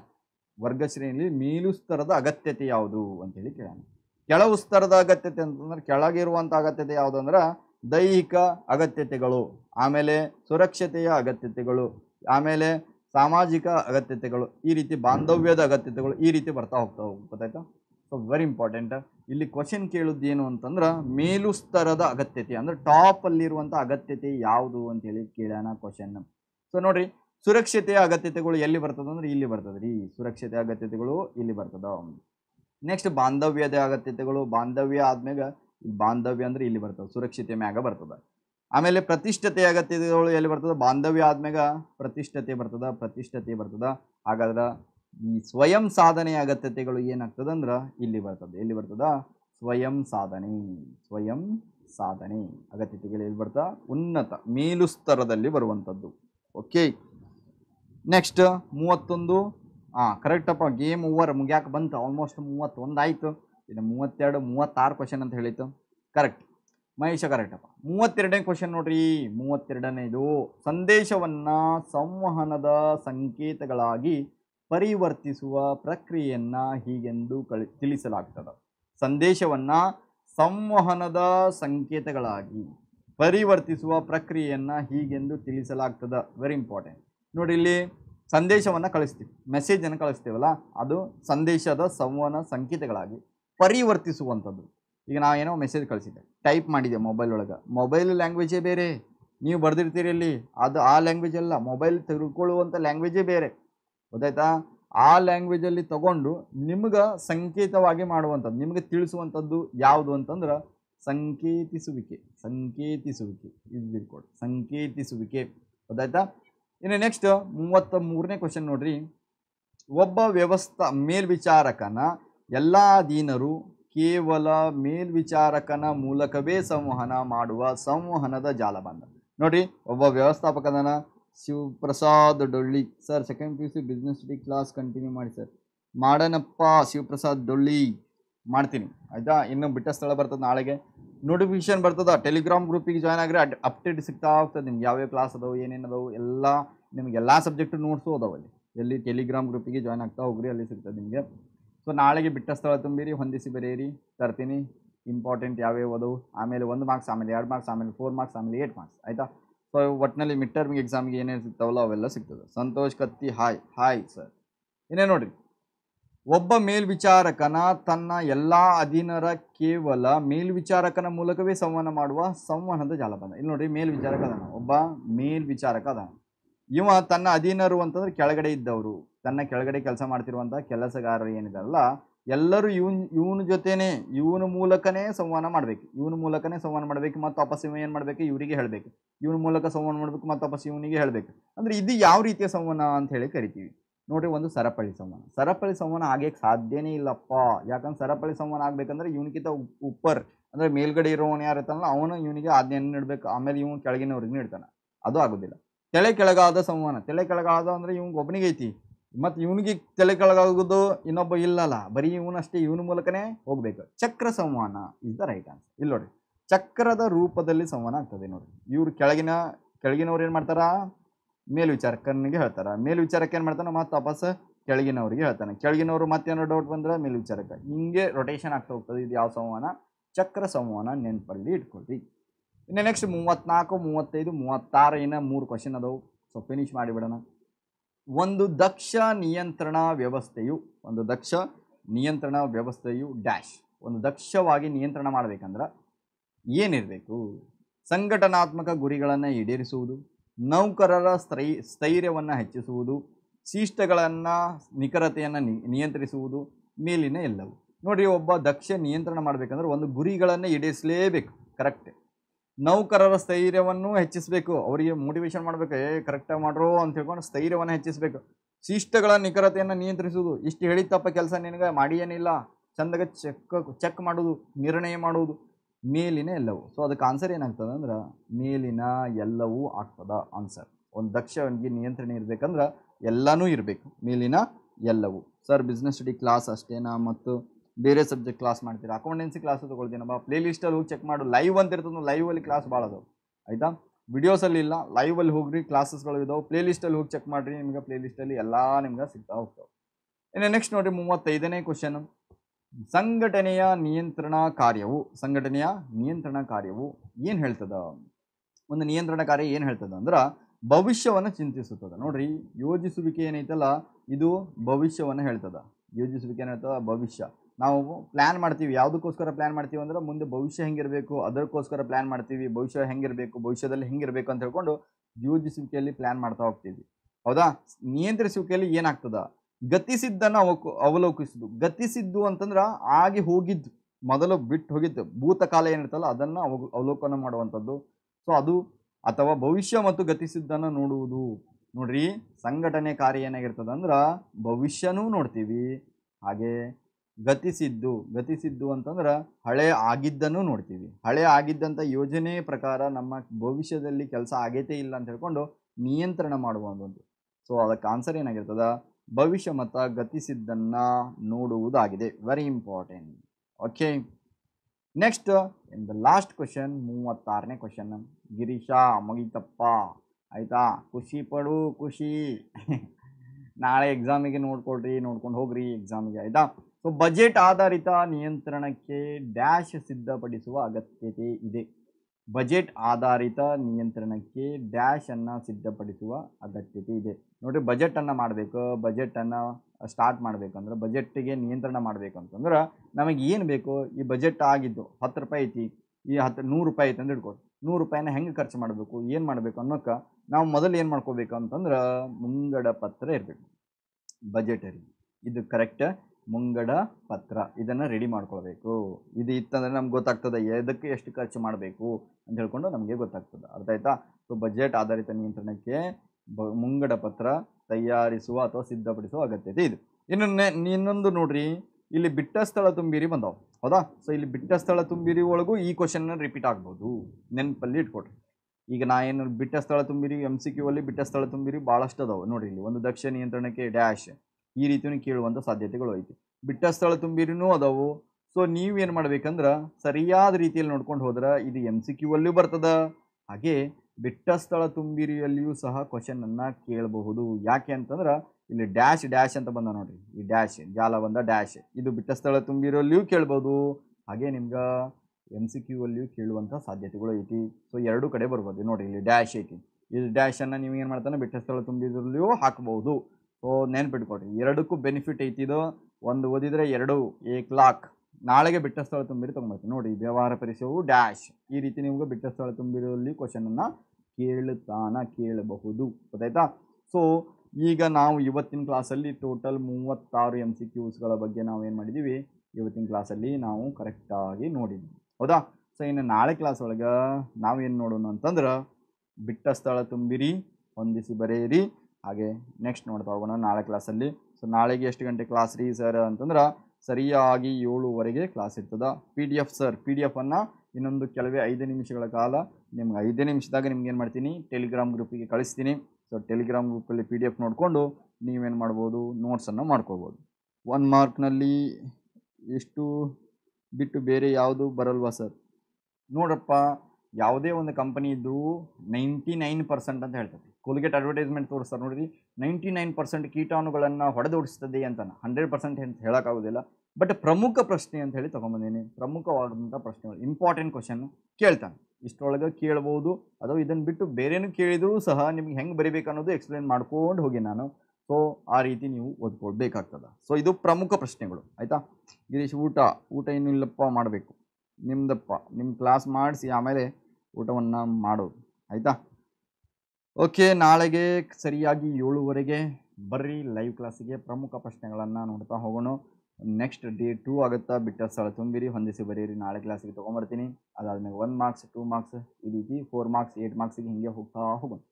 ಓಕೆ, ವಿಡಿಯೋಸನ್ನು ಶೇರ್ ಮಾಡ್ತಾ ಹೋಗ್ರಿ. ಯಾವ್ಯಾವ ಊರಿಂದ ಯಾವ್ಯಾವ ಡಿಸ್ಟಿಕ್ಕಿಂದ ನೋಡತ್ತೀರಿ ನಿಮ್ಮ ಟೆಲಿಗ್ರಾಮ್ ನಿಮ್ಮ ಗ್ರೂಪ್ ನಿಮ್ಮ ವಾಟ್ಸಪ್ ಗ್ರೂಪ್ ನಿಮ್ಮ ಫ್ರೆಂಡ್ಸ್ ಗ್ರೂಪ್ ಅಲ್ಲಿ ಶೇರ್ ಮಾಡ್ತಾ ಹೋಗ್ರಿ. ಅವರಿಗೂ ಬೆನಿಫಿಟ್ಸನ್ನು ತೊಗೊಳ್ಳಿ ಆಯಿತಾ.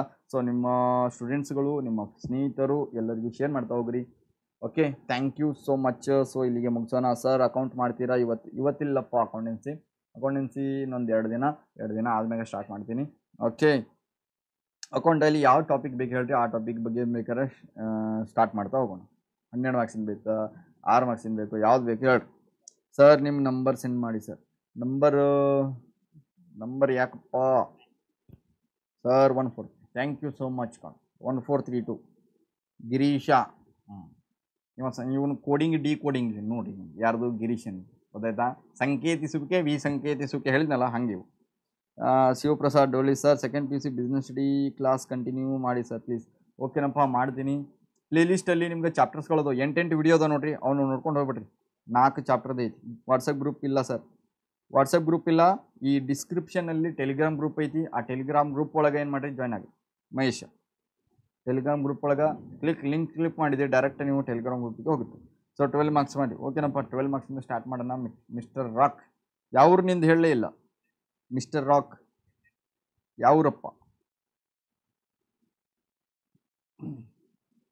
ಎಸ್, ಮತ್ತೇನಾದ್ರು ಡೌಟ್ಸ್ ಇದ್ರೆ ಕೇಳ್ರಿ, ಇಲ್ಲಾಂದ್ರೆ ಕ್ಲಾಸನ್ನು ಎಂಡ್ ಮಾಡ್ತಾ ಹೋಗೋಣ. So thank you so much. ನಾಳೆ 7 ಗಂಟೆಗೆ ಕರೆಕ್ಟಾಗಿ